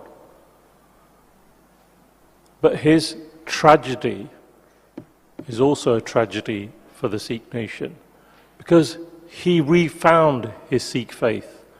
He tried to reclaim his kingdom. But when he died in 1893 in a hotel in Paris, Britain, with that mindset they've always had, didn't allow his body to be sent to his homeland and be cremated. They took his body from Paris to a place in Suffolk and buried him as though he was a Christian, even though he had adopted his Sikh faith. That's really important because that's where our history can be traced in the UK today, our lost kingdom. Almost 100 years later, after the Second World War and after 1947 and the partition, many Sikhs started to leave Punjab, partly because of what had happened in partition, partly because I would say there were economic refugees. They were seeking to go to other countries, particularly the UK given its history, and earn money and send it back to the Punjab. My father came to the UK in the 1950s. I remember him telling me, I said to my father, I'm going for 2 or 3 years, I'll be back. I was born in the UK. My children are born there. And this is what you get in countries like the UK, Canada, America, Australia, New Zealand, and actually now many countries, is the links will always be there, but people have set up their lives in other countries, and that's why the diaspora has such an important role. Those that came in the 50s and 60s were largely men. In the 70s, families started to come. And it's true because I want to talk about how the situation in Punjab changed and how they changed. It's fair to say, up to about the middle of the 1970s, whilst they paid some attention to what was happening in India, they were focused on building their lives abroad. But in the mid-70s, things started to happen in India. Indira Gandhi declared a state of emergency for 21 months in 1975 to 1977, Who opposed that state of emergency? The Sikhs of Punjab. When people weren't allowed to gather, they carried out large mass, I wouldn't call them protests because they were actually religious processions, but it was in defiance. And that is really the start of the diaspora starting to think, hold on, I left my home, I came to earn money, but actually this affects me, this affects my family that might be there, our lands that are there, our place where the gurus themselves were born. And so what we found was a small number of Sikhs started to follow what was happening in India. This gradually increased, but it was the events of 1984. I've given many mainstream media interviews there, and I describe it as a revolution. It was a revolution for Sikhs in the diaspora. Some Sikhs who had given up their identity, had cut their hair to become westernized, all of a sudden, overnight, thought, our holiest of holy places, tanks were there. They were killing men, women, and children. And it struck them that they'd lost their ways. And that revolution happened in the UK. And I'm from an organization, the Federation, which was set up in September 1984. It was set up for younger people that felt a passion for what was happening in India, and for many, Sant Jarnail Singh, who was seen as the leader who was martyred in June 1984, he professed that if the Indian army entered the Golden Temple, it would lay the foundation stone for Khalistan. And many people like myself believe that, and will always believe that that was a turning point, just like Jallianwala Bagh was a turning point for Indian independence. I won't say too much about the Federation's history, and I'm conscious of time as well. And I'm not going to delve into some of the issues. I'm going to allow Jazz to do that. But one of the things that happened to the Federation, in 2001, the UK government decided to ban the Federation in the UK alone, not anywhere else in the globe, before 9/11, and we fought to lift that ban. And 10 years ago, we had that ban lifted in the UK and across Europe, because it was a political ban. Things in Punjab were relatively peaceful in 2001 because the Indian government had killed people up to 1995. No one understood, but politicians told us it was just to appease India. And for all that time, we set up a new organization called Sikh Federation UK. And every year we produce a booklet of our activities, and these are all available online. But one of the things we did was to say, let's set out our demands to our government. So we produced what's called a Sikh manifesto. And I'm just going to touch upon the topics which Jazz is going to pick up. Because like I said, we may live anywhere in the world, but there are certain issues we will raise because we're intertwined. And those issues are, firstly, half the manifesto relate to our issues in the UK. But even those issues can be linked back to, if we had a separate Sikh homeland, we probably wouldn't have those issues. We would have a voice, an official voice in every single government across the globe. But those issues are the more than 1,000 Sikh artifacts that the British stole and are in museums in the UK. We have, and we were talking about this last night, within a year got the UK government to agree that they are holding those in trust for the Sikh people. They will not return them to any country until there is a Sikh homeland. It was a big achievement for us to be able to do that, to convince the UK government, and we have legally put in the claim on all those artifacts, such as the throne of Maharaja Ranjit Singh, which is in the Victoria and Albert Museum. You'll hear in the Indian Parliament them talk about this should come back to India, and we say no. They were taken from the Sikh kingdom, they must only be returned to the Sikhs.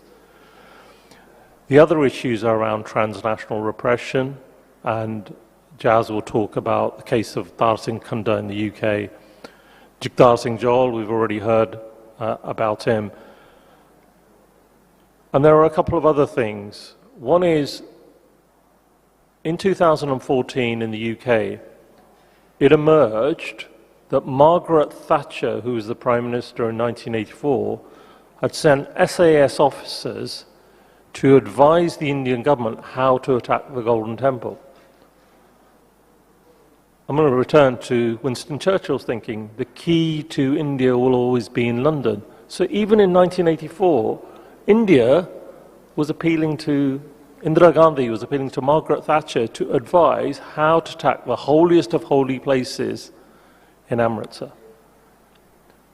David Cameron, the Prime Minister at the time, William Hague, the Foreign Secretary, were, and we were told this, they were shocked themselves that a British Prime Minister didn't turn around and say, don't attack the holiest of holies, find an alternative. There is some evidence that the KGB and Russia played a key role. It wasn't just the SAS. And so we have a demand for a judge-led public inquiry in the UK that could open a can of worms of how other governments, potentially Mossad and Israel, were involved, how India took assistance from these countries. And we produced a report called Sacrificing Sikhs, again available on our website. This is based on UK papers, government papers, and it's horrifying what you'll find in there. And finally, the issue of the recognition, the international recognition of the Sikh genocide in 1984 and the Sikhs' right to self-determination.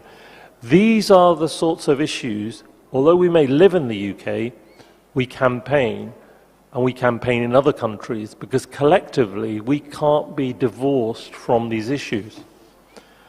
I'm going to finish off by saying a year ago, in October 2024, we set up Sikh Federation International. In 1984, we had a presence within a matter of months in probably over a dozen countries.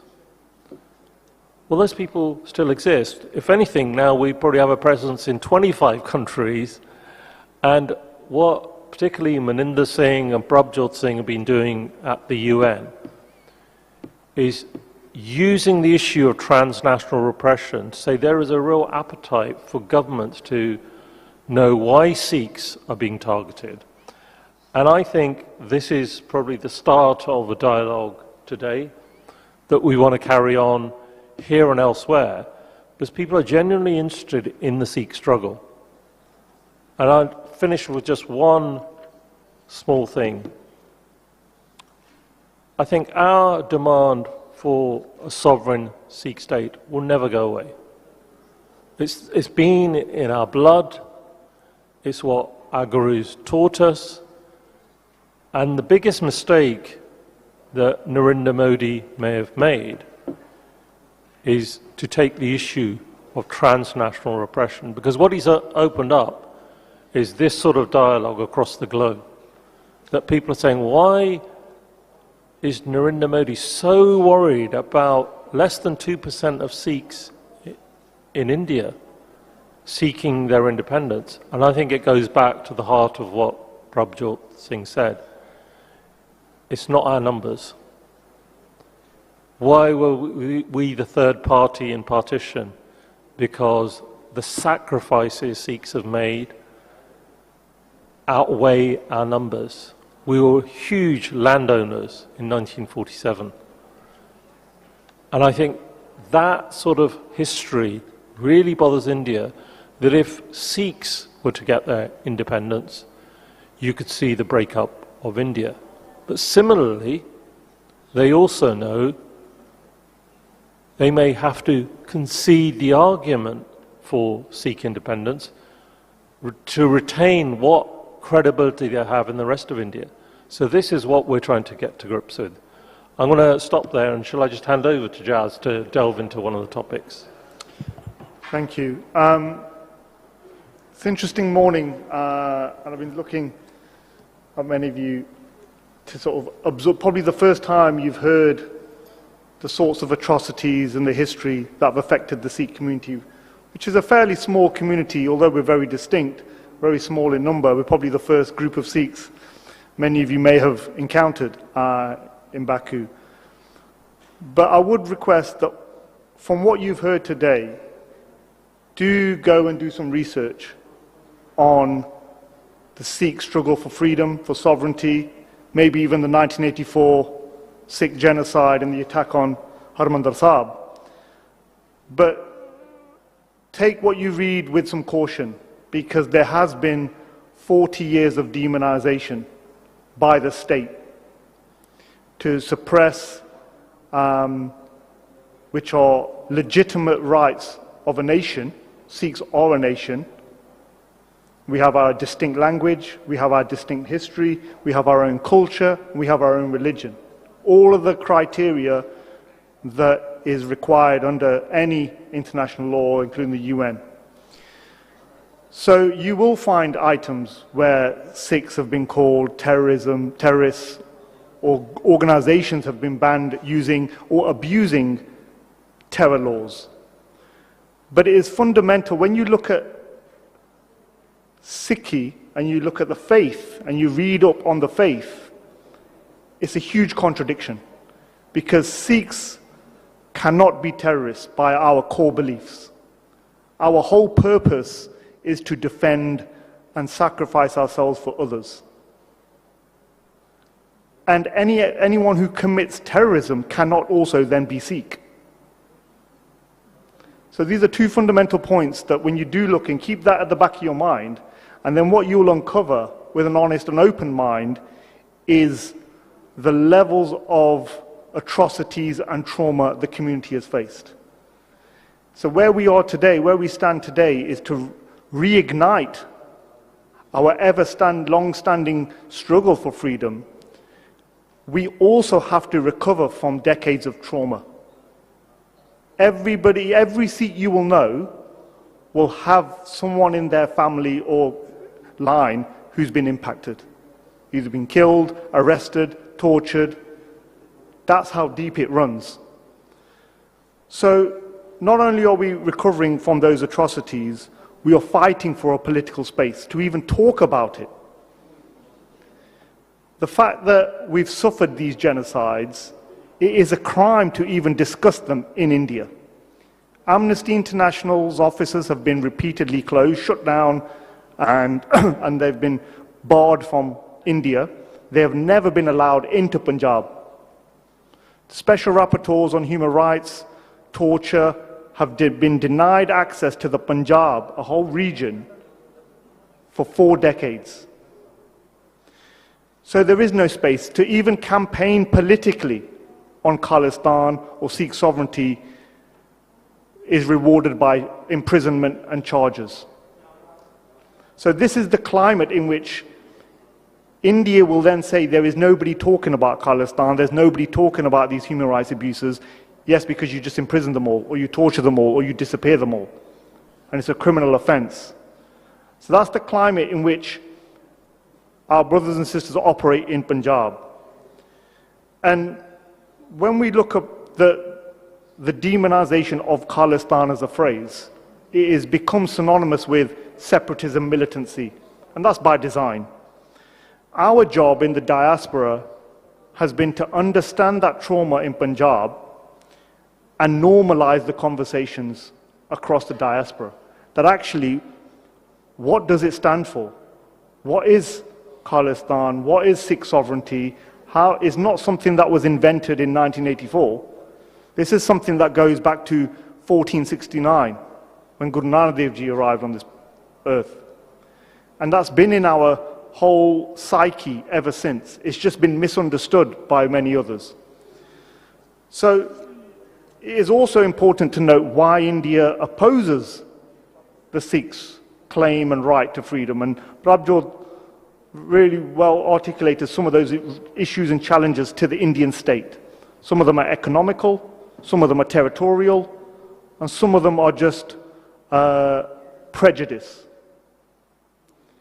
And these are factors that as a community we have to face and overcome, but also where we look to the global state in terms of our recognition as a nation and our struggles, and have that equal space to speak on it.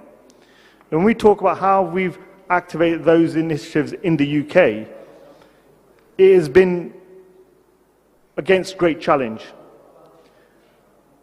When Dabinderji mentioned the Sacrifice in Sikhs report, which is available on the Sikh Federation website, in 2014 we discovered papers were leaked by the UK government in its transparency policy to just archived information was made public. In there we found a letter which opened up the whole can of worms of the British government's involvement in Operation Blue Star that the placards outside highlight. In that the SAS were involved, they sent military training, material, equipment for decades afterwards. That sent shockwaves through every UK Sikh, in that our government was involved in the most heinous crime. That changed the political landscape in which we were operating. Previous to that, we would lobby MPs, we would write to them, we would raise cases of human rights, and we'd push for space to talk about a legitimate claim to Sikh freedom. But behind the scenes, we then discovered that actually the government we were lobbying were complicit in some of the genocidal acts that happened. And also the subsequent suppression of our civil liberties and rights in the UK. The fact that the Indian government was asking the British government to get the police to ban Sikh gatherings, ban sporting events, arrest and potentially shoot members of the Sikh community who were protesting. This was the India, and this is in writing. So you can imagine, and that's the government that we're appealing to uphold its values on human rights.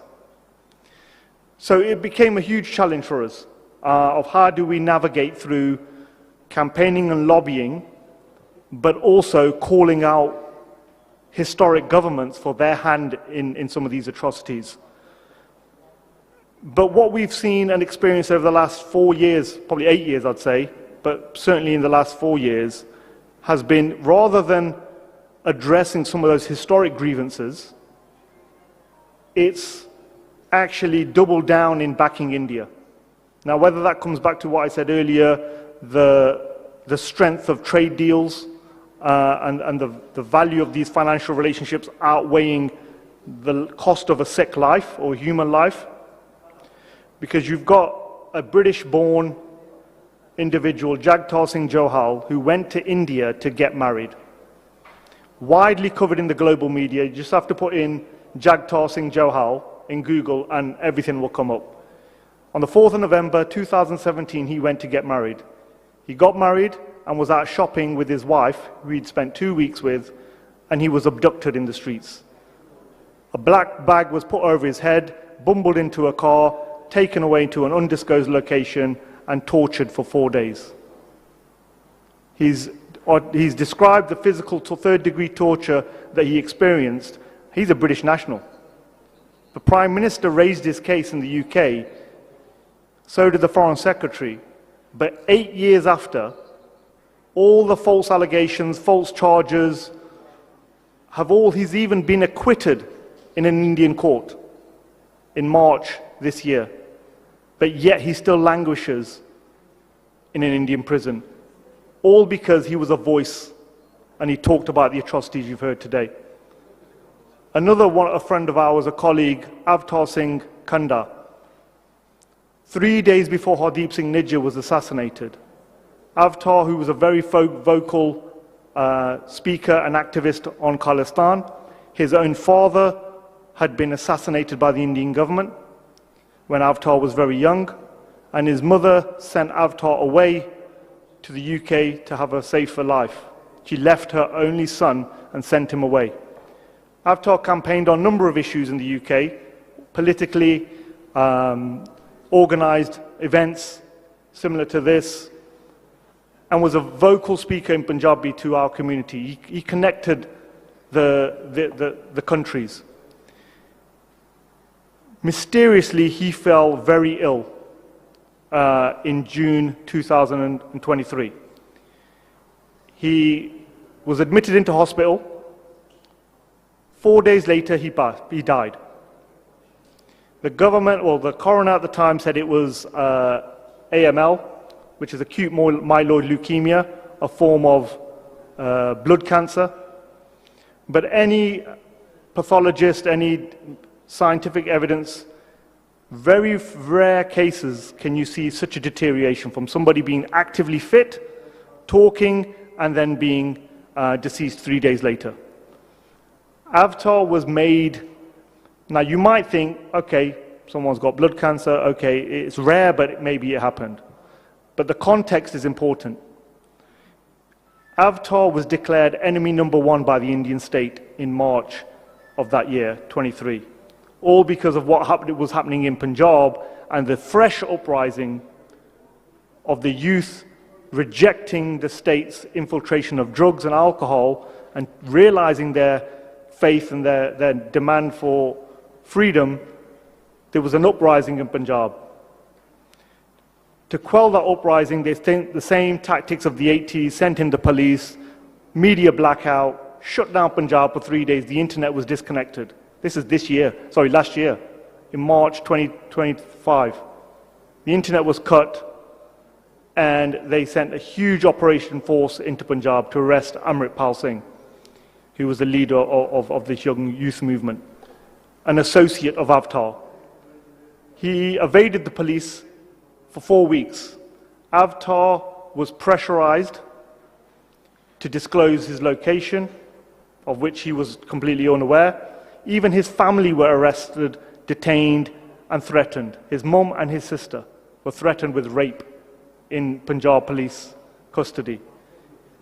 Now, this continued for a few months, and suddenly Avtar gets ill and passes away. 3 days later, Hardeep Singh Nijjar is killed in Canada, shot down. We now know that the Indian government had a direct hand in his killing. And questions are now being raised with the British government of what did they know of the Indian government's involvement in the case of Avtar Singh Kanda. So these are examples of transnational repression that we're facing today. At the same time, we're fighting for a space to lobby and campaign. Maninder Singh mentioned the case of the 3 individuals born in the UK who were attempted to extradite to India. That case failed, but the attempts have not stopped there. We get regularly censored on social media. We're regularly denied platforms and media presence, which is why events like this, I think somebody asked the question, do these help? Absolutely they help, because it gives us an opportunity to talk, speak our truth, and let everyone else make up their minds. We've also seen a huge infiltration of pro-Indian campaigners, agents into Sikh gurdwaras, Sikh institutes, all to deflect and distract from our true cause, which is this campaign for freedom. As a minority community, as a volunteer group, we have very limited resources. So if they are then split and diverted, it slows down the campaign, which has all, again, been a tactic of the Indian state. So these are some of the challenges that we have, and how we're trying to overcome them is always through collective meeting, understanding, setting our goal, our objectives, and events like this and groups like the Baku Institute can play a critical role here, because foreign governments, foreign think tanks, human rights organizations, the more they amplify the voice and ask the right questions, there's only so many people India can silence. So I think the one thing I'll leave you with all today is to please look into the atrocities that have happened to the Sikhs. Keep an open mind, but raise your voice, speak up on them. Your conscience won't allow you to remain silent once you read some of these stories. And these are people that, there's a list of them that goes on, but the two examples of people that are from our own circles, friend circles. In other circumstances, they could have been sitting here today.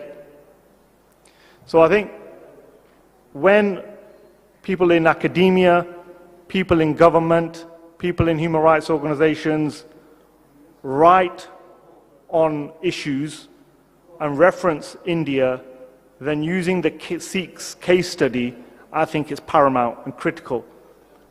Because of the history of Sikhs, the history of our sovereignty and our independence gives you a huge position to start from. So I think there are some of the challenges that we're facing right now. How do we overcome them with governments that are complicit and also intertwined with India on trade deals? It's very difficult, but we are continuing that. We're having challenges with the typical European countries, the superpowers in Europe, but in the global context, we are also very mindful that things can change very quickly. And we just have to be prepared and ready with as many supporters and allies that we can connect with, that we raise our voices. So thank you very much. Thank you, Jazz, for those comments.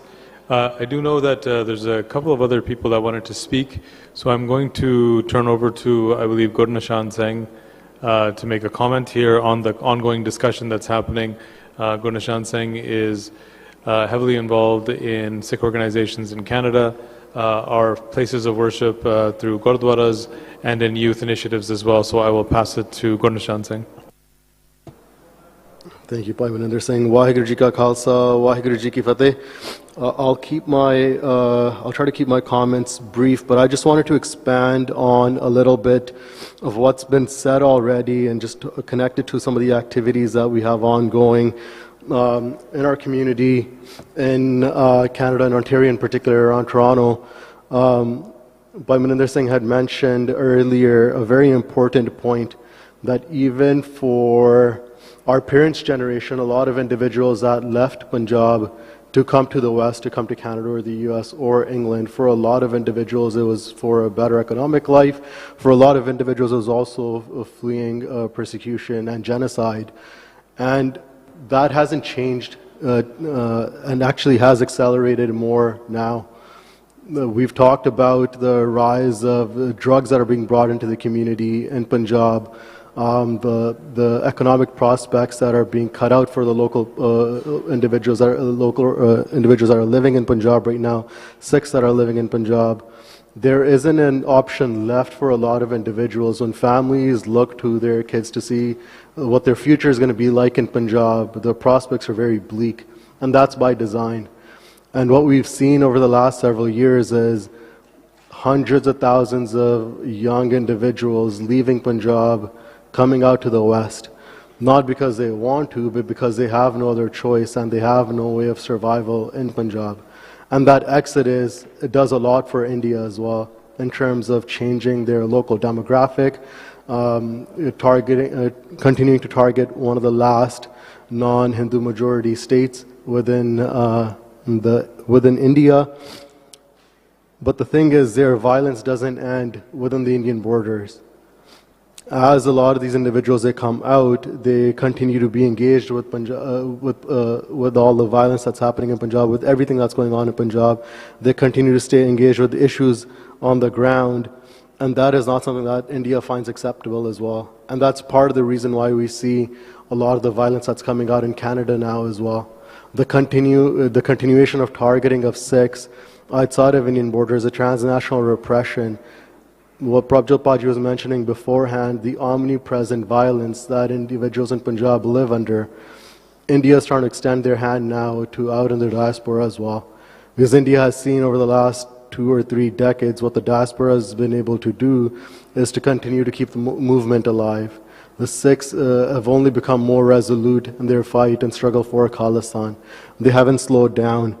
Even during the farmers' protest, the diaspora was largely the backbone of that entire protest as well, supporting it in any which way that they could. be it to either fly down and be present on the ground or support it financially or donate from food to whatever was necessary to keep that protest going for months on end on the streets of Delhi. When we see a lot of these things that are happening, connecting to all these individuals that are coming from Punjab is extremely important.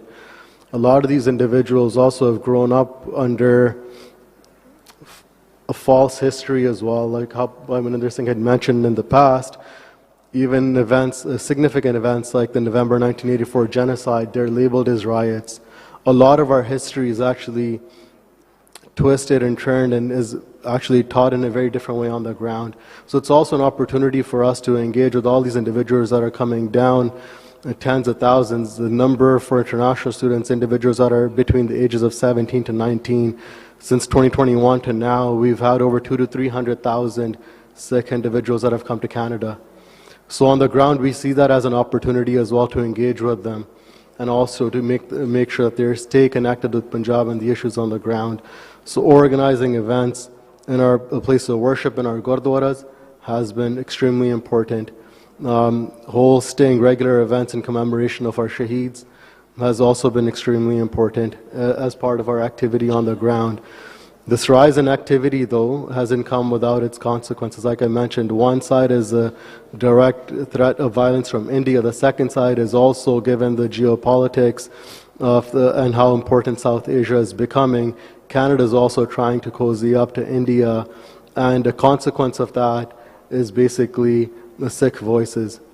Canada is now moving in a direction where they're trying to repair their relationship with India, and as a result they're working closely with Indian law enforcement agencies, where it's becoming easier for Indian law enforcement agencies to look at individuals that are organizing in Canada against India and use pressure on Canada to target them further. Our places of worship are being threatened to get their special tax status revoked, so long as that they continue to talk about Khalistan and also about Sikh activism. So it has been, the situation is always constantly evolving. The Sikh community stays resolute, but the work on the ground is also extremely important.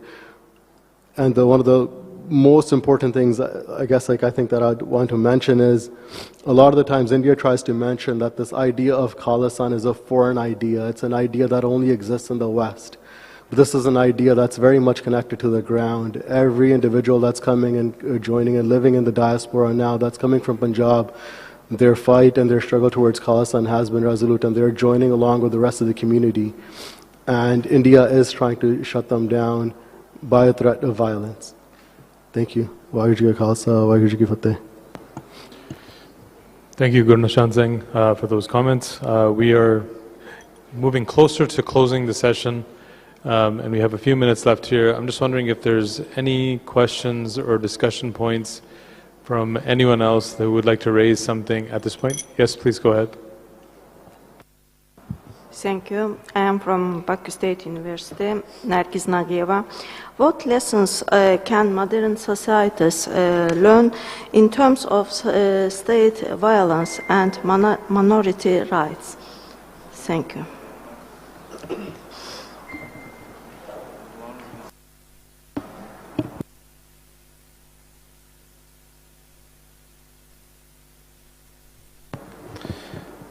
Yeah, I think in terms of the lessons, I think there's two layers here.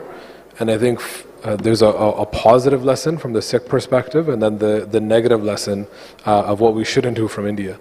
Firstly, I think fundamentally when we talk about the world order as it exists, and recognizing and understanding the legacy of imperialism and colonial structures that have defined political identity and tied them to certain authoritarian political structures, I think first and foremost is one of the fundamental problems. When statehood and sovereignty is linked to one identity that becomes exclusionary, then very, very, very rapidly becomes a fascistic idea that leads to structurally almost a requirement for genocide and violence against minorities. From a Sikh perspective, historically, when we talk about this idea of Sikh Sikh sovereignty, when we talk about the legacy of Sikh Raj, it's not about the rule of an ethnic community, it's about the certain Sikh values instructing the ideas and values of the political structure.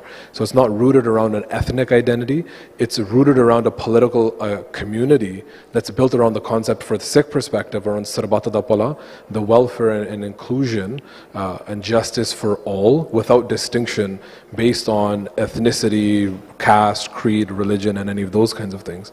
I think from the negative perspective, what we learn from the example of India as a imperialist state that was an artificial entity that's manufactured by British colonialism, where you see this authoritarian, violent structure that is forcing minority communities, Adivasis, Dalits, and different political communities and peoples into this artificial state. As we've seen in other examples, whether it's the Soviet Union or other political structures, it is not sustainable. It is not actually something that can be maintained. As long as there is any kind of oppression against these kinds of communities and an imperialist attempt to impose a manufactured, fabricated identity and political structure, people will resist and there will be instability, there will be conflict and tension and violence. And the only solution is a meaningful political structure that's based on the dignity of the human being, equality, liberation, and justice.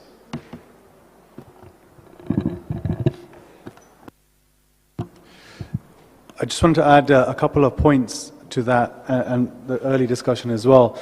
Just in terms of as tangible takeaways for you all today as we move towards closing the conference, we've spoken about the importance, or we've alluded to the importance of education. And within that, narrative is really important. So I understand that the Baku Initiative group held a decolonial seminar in Belgium recently, and if we take a leaf out of decolonial scholarship, we'll understand how preserving that narrative, which is often a narrative that the state does not wish and oppressed peoples to push and preserve, within that there's great power, especially if we're talking about standing for truth and justice and equality and standing in solidarity with one another.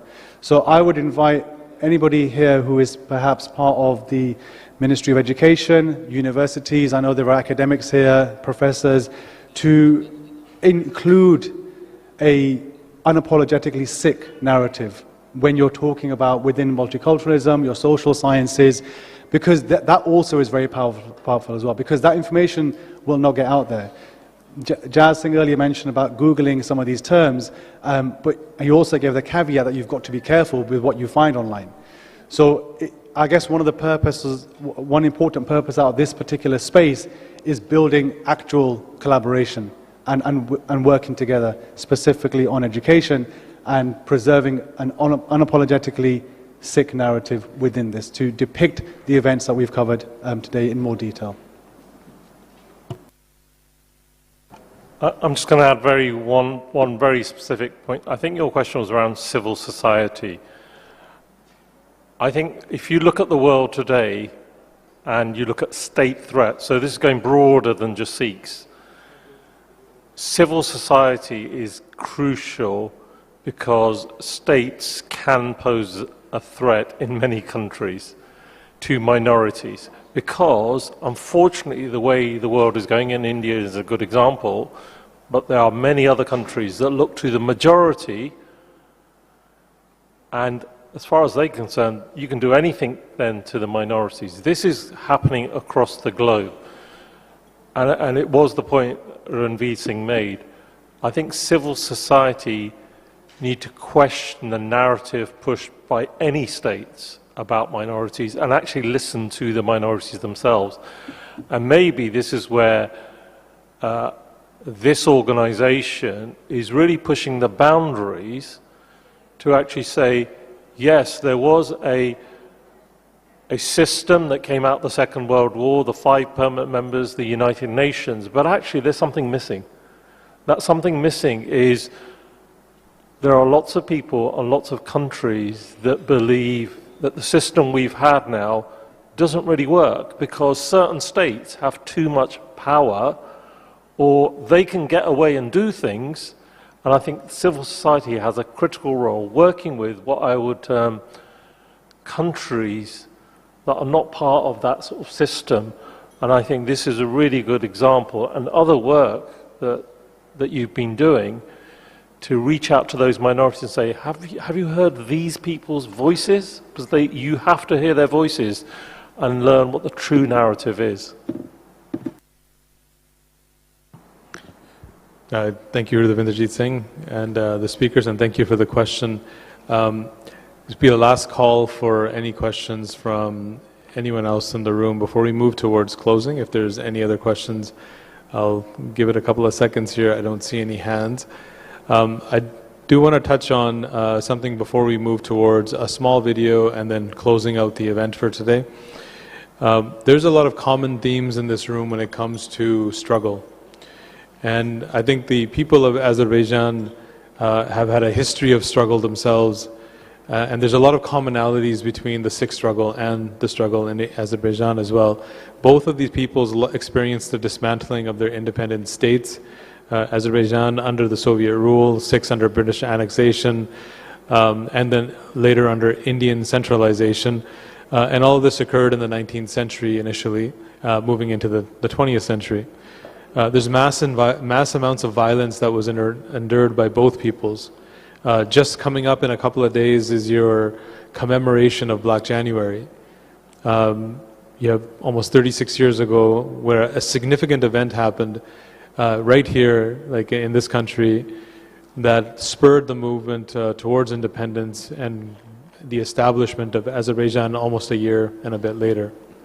Similarly, Sikhs, as we spoke about today, the mass amounts of violence we've endured, the 1984 genocide, Operation Blue Star, the November genocide. There's a tie there as well, that mass violence actually ties us as a people, that shows the strength of our struggle. There's identity and self-determination. Both movements are rooted in preserving distinct cultural heritage, language, faith, all of these things. And there's diaspora and international advocacy. Communities that have large diasporas spread out around the world. I believe someone here told me, just from a cultural and heritage and ethnic point of view, that Azerbaijan has fewer people of Azerbaijani descent than even Iran or other places, that the total population of Azerbaijanis might be much, much more bigger than what's actually in this country. So you have a strong diaspora, as we have a strong diaspora, to help the political movements that you actually ran in the past, and for what we need to run in the future. Finally, on the human rights lens, both struggles highlight extrajudicial killings, the suppression of dissent, and the denial of minority rights when we were under occupation, whether Azerbaijan or whether the Sikh people in Punjab. Just in summary of that highlight, I'd like to say that Azerbaijan's path to independence and the strict struggle for Khalistan share common themes of sovereignty, mass violence endured, identity defended, and the diaspora advocacy being sustained. One achieved statehood in 1991, as in Azerbaijan, while the Sikhs in Punjab continue to fight for recognition and justice in the form of Khalistan. And this, for us, is a monumental kind of event to show the solidarity needed, to show that human dignity matters, to show that the path for freedom is not only through Geneva or New York or somewhere else where power is being or thought to be centralized, that the path to freedom can be in many different ways with many different partners. And we're proud to be here in Baku today with the Baku Initiative Group to be a part of this conference and speak to you on this matter. I believe we have a video that's lined up, that's a few minutes, from the Sikh Federation of the UK that highlights many of the topics that we've talked today, a couple of minutes, and then Mr. Abbas will move us towards closing, and we'll be done shortly here. So if we can have the video now, and then Mr. Abbas will close out the event.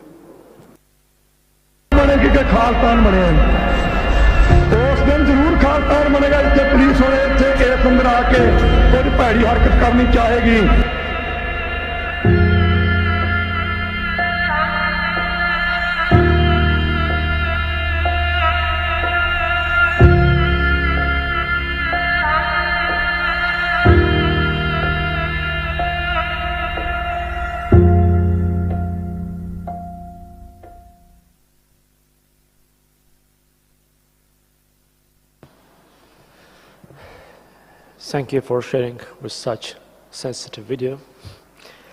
Esteemed participants, I would like to thank all of you for such impactful speech, thoughts, and engaging interactive dialogues. The Baku Initiative Group and global Sikh organizations urge governments, civil society, and global institutions to stand with Sikhs around the world.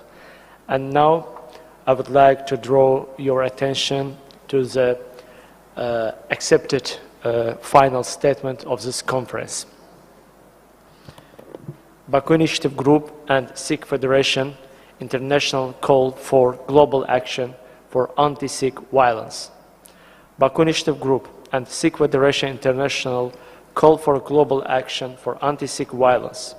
We, the participants of the international conference entitled Racism and Violence Against Sikhs and Other Minorities in India, the Reality on the Ground, extend our sincere appreciation to the Baku Initiative Group for convening this important gathering and for providing a platform to address the violation of Sikhs' rights in India. BIG's commitment to elevating the voices of neo-colonial affected nations is critical, and we commend their leadership in bringing global attention to these urgent concerns. We further acknowledge the significance of this forum in uniting diverse international stakeholders committed to justice. We call on the global community to address the ongoing impunity against Sikhs in India, including surrounding the 1984 anti-Sikh massacres in India. Thousands of Sikhs were killed in Delhi alone. Thousands were injured.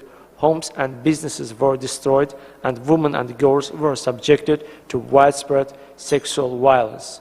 Despite 10 official commissions and countless civil society investigations revealing patterns of organized attacks, political orchestration, and police complicity, accountability has been almost non-existent.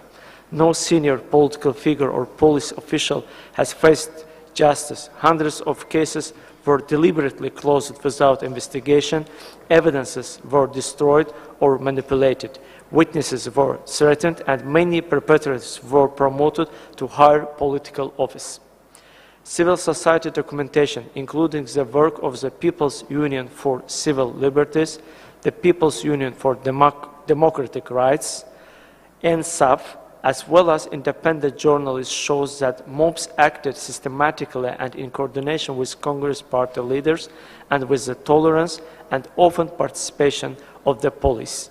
Reports describe police refusing to register first information reports, filing vague omnibus complaints, downgrading murder charges, and even preventing Sikhs from defending themselves by confiscating their kirpans. Testimonies also reveal horrific accounts of gang rapes, abductions, and killings of the women and girls, most of which were never investigated. The state's own commissions, Misra, Nanavati, Kapoor Mittal, Jan Baniger, Poti Rosha, identified serious failures, but their findings were repeatedly ignored, blocked, or neutralized. The impunity is not limited to 1984. The systemic inability and unwillingness of authorities to prosecute violence against Sikhs has created a cycle of repetition and normalized state tolerance for mass atrocities. Meanwhile, Sikh activists' voices face increasing repression.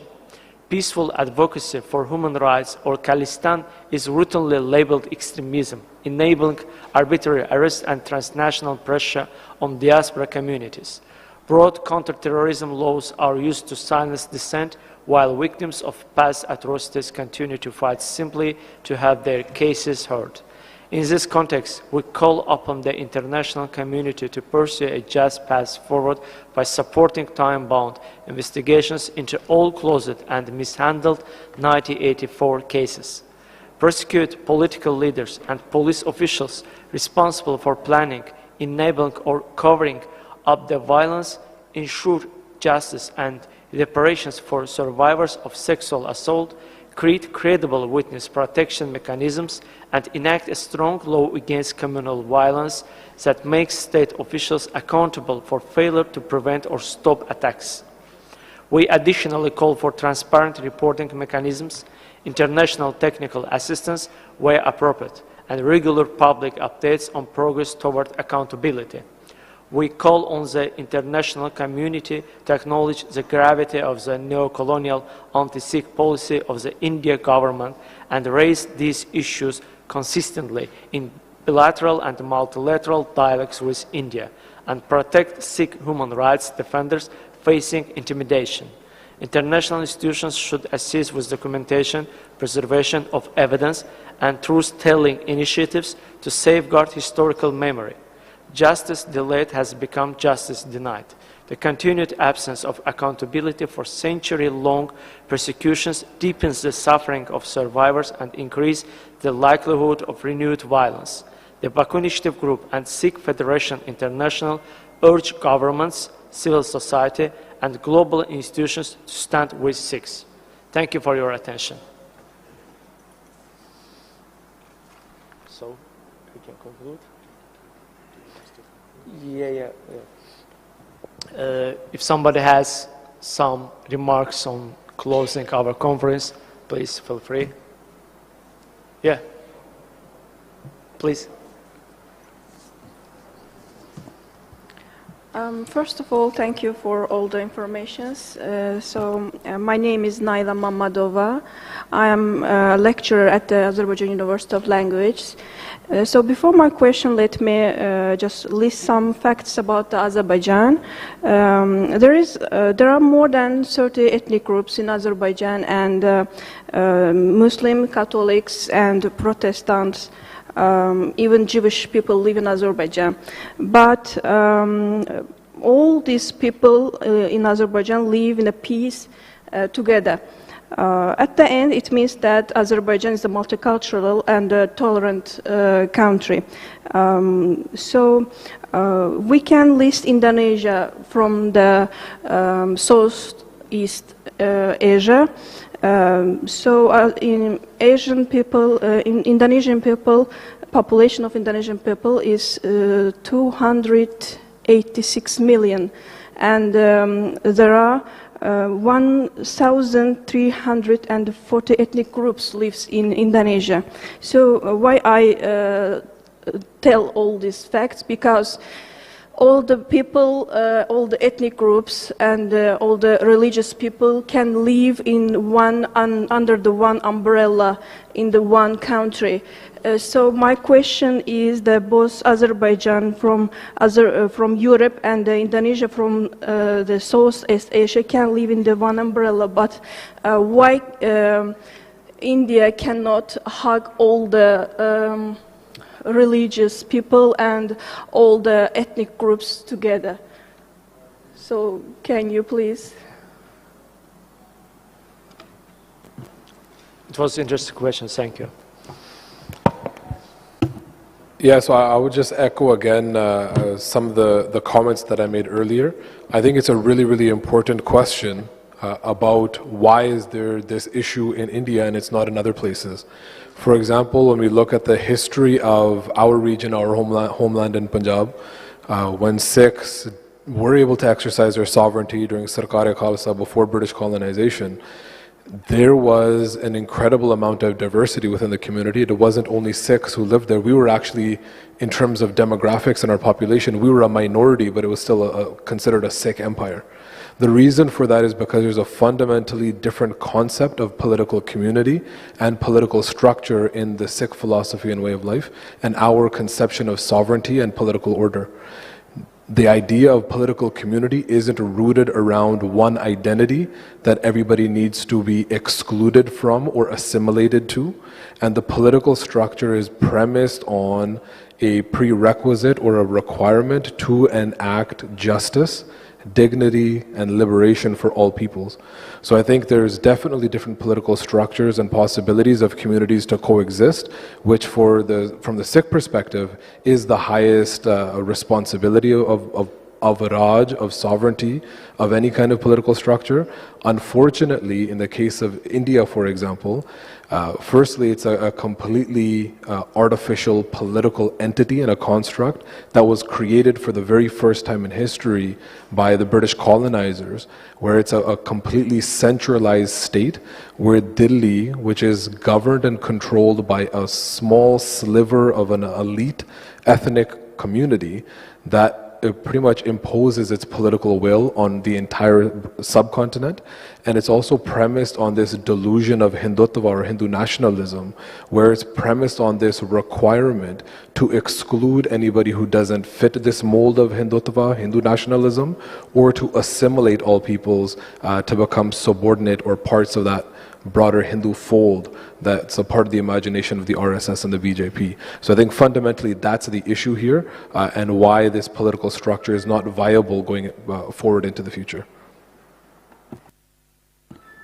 Thank you so much. And if I'm not mistaken, so I want to say thank you in Punjabi language. So, Dhanwad ji.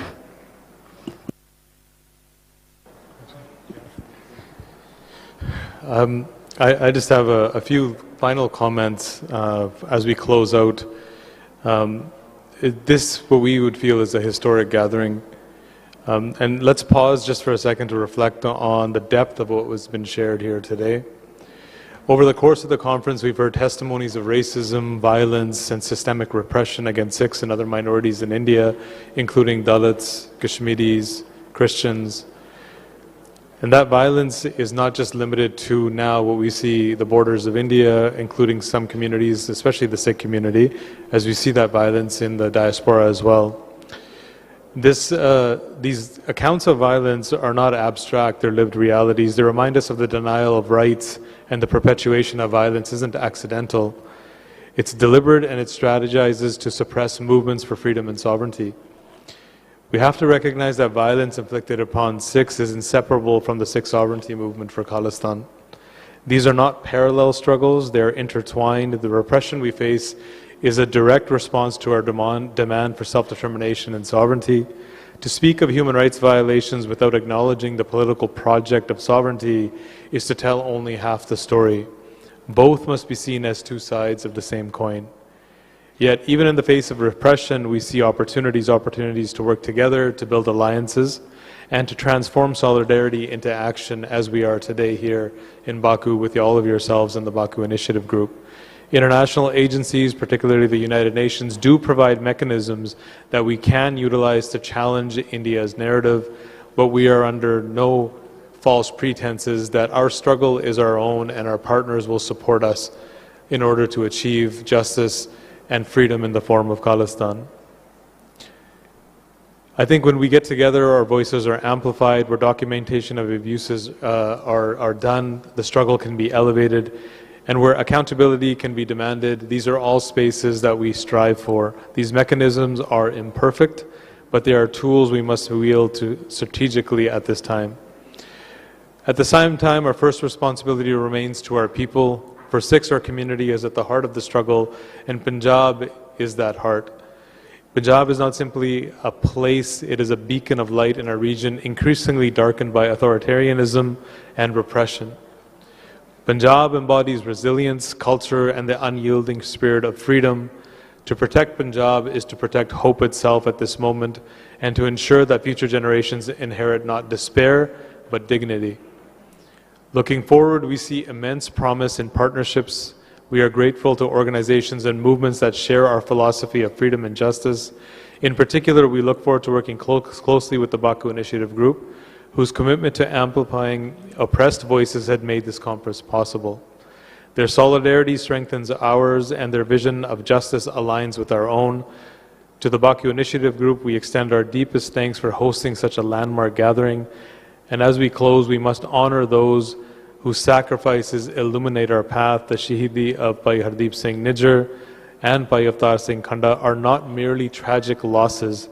They are monumental events that will shape the next generation of Sikhs in this struggle for Khalistan. Their courage, their commitment, and their ultimate sacrifice remind us that the struggle for sovereignty is not theoretical, it is lived, it is costly, and it is carried forward by those willing to give everything for freedom.